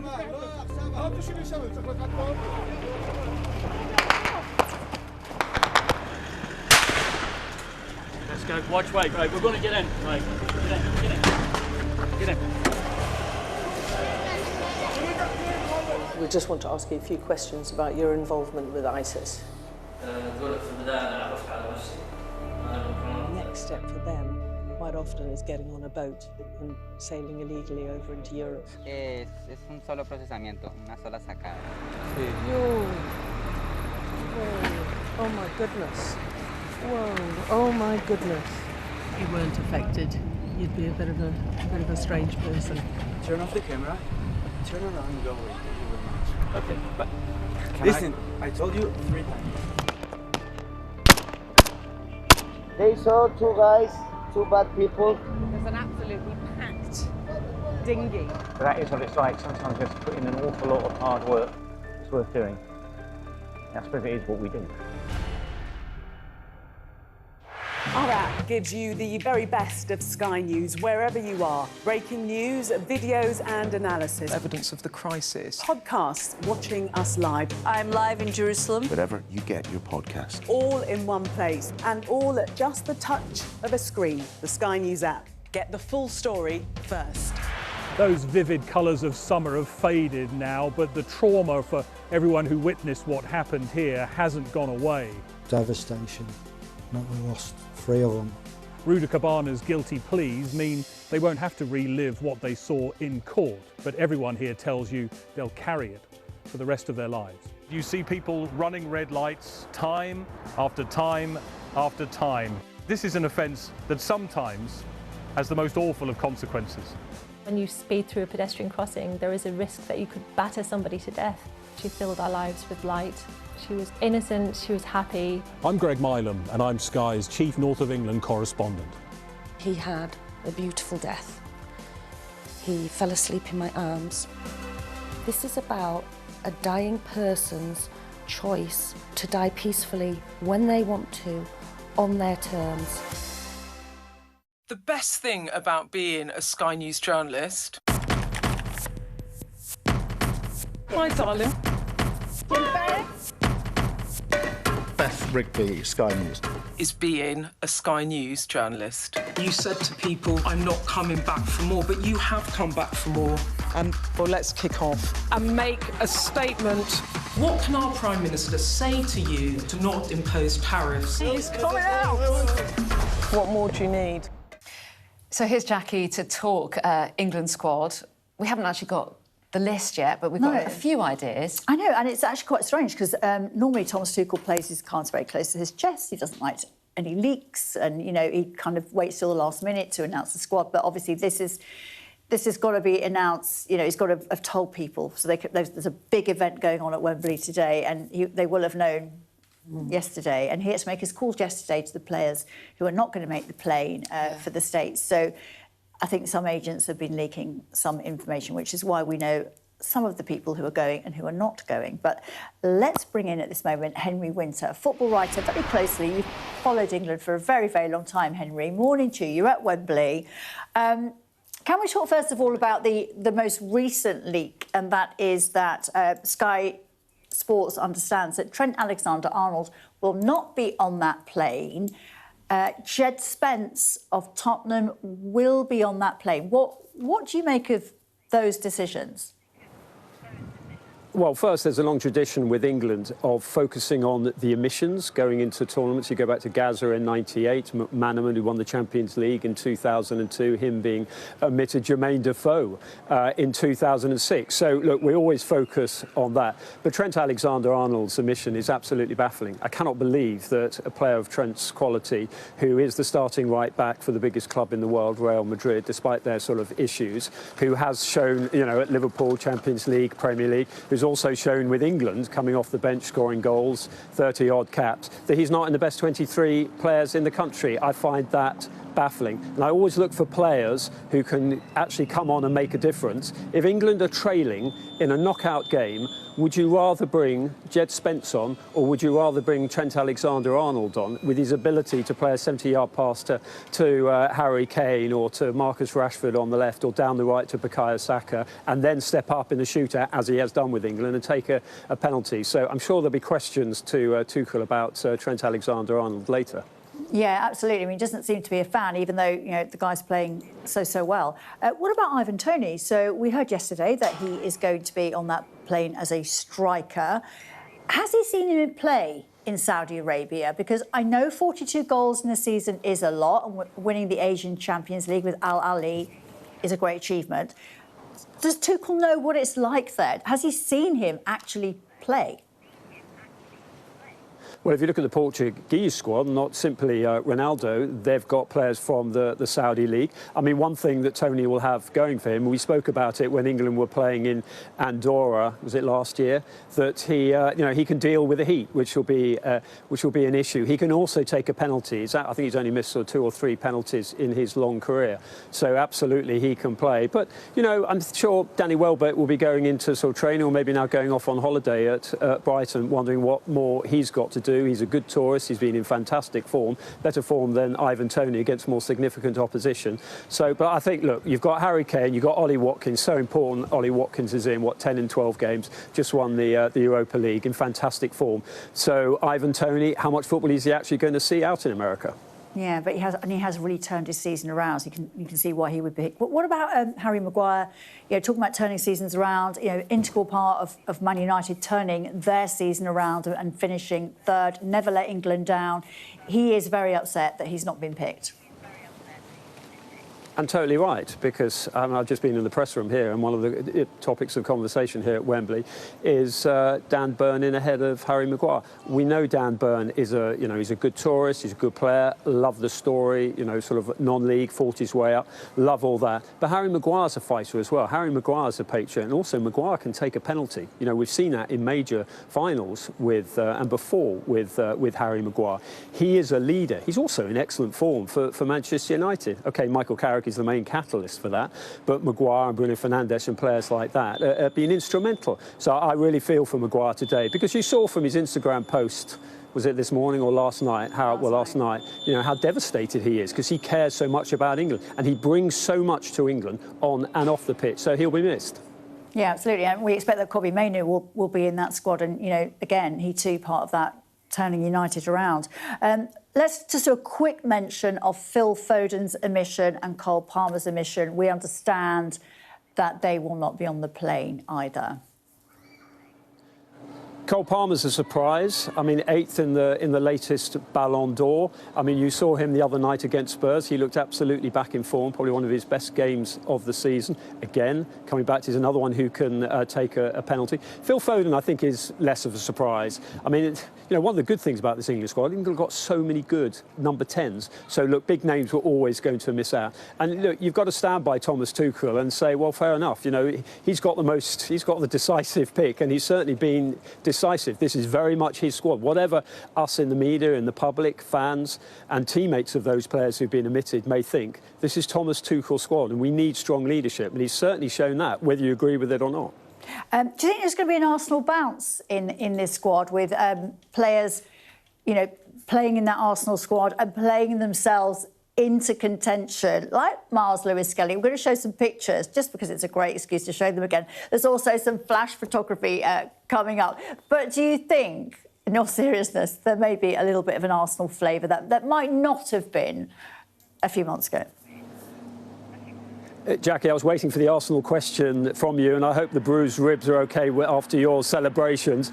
I just think these Arsenal players have been playing so well. Absolutely, there'll be a bounce as well. And we might even get that famous front-page picture of the Daily Mirror with Arsenal win the World Cup, when they had players like Pires and Henry were playing in that team. So, look, there's a little bit of history here. But, look, Declan Rice, for me, the Footballer of the Year, even though Bruno Fernandes won.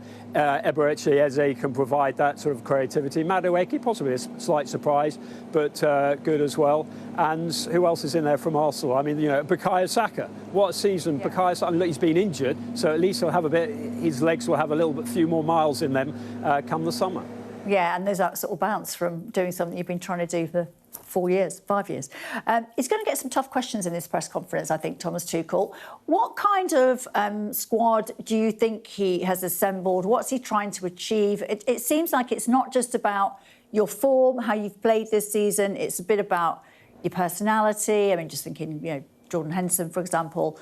It's about the sort of whole package and thinking about players who can all get on together for a long time, hopefully, if they're still in the competition later on. Well,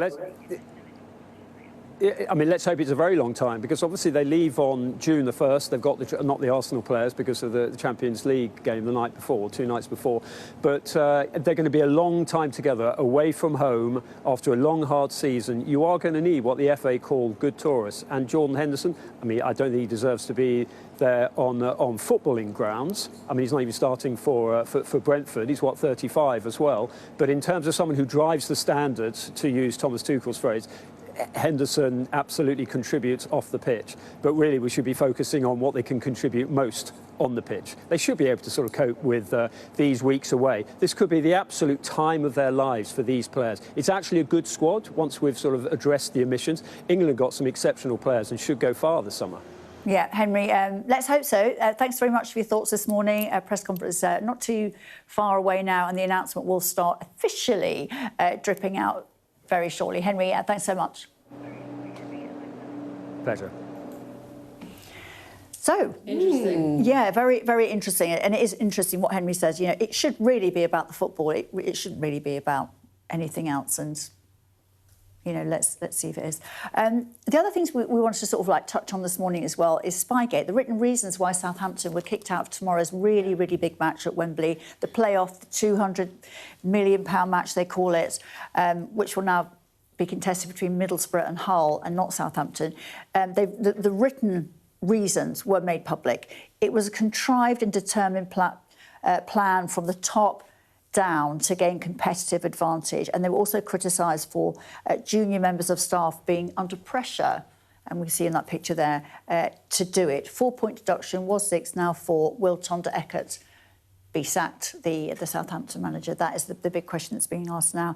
And yesterday, Aston Villa had their open-top bus parade, which was really fabulous scenes in Birmingham. Absolutely deserved it after winning the Europa League. Lots of speeches. The best one, though, obviously, Unai Emery, his 5th time of winning this title, which is a record. This is what he said from the top of the bus. He was so happy. Your heart is our heart. We are together. Aston Villa.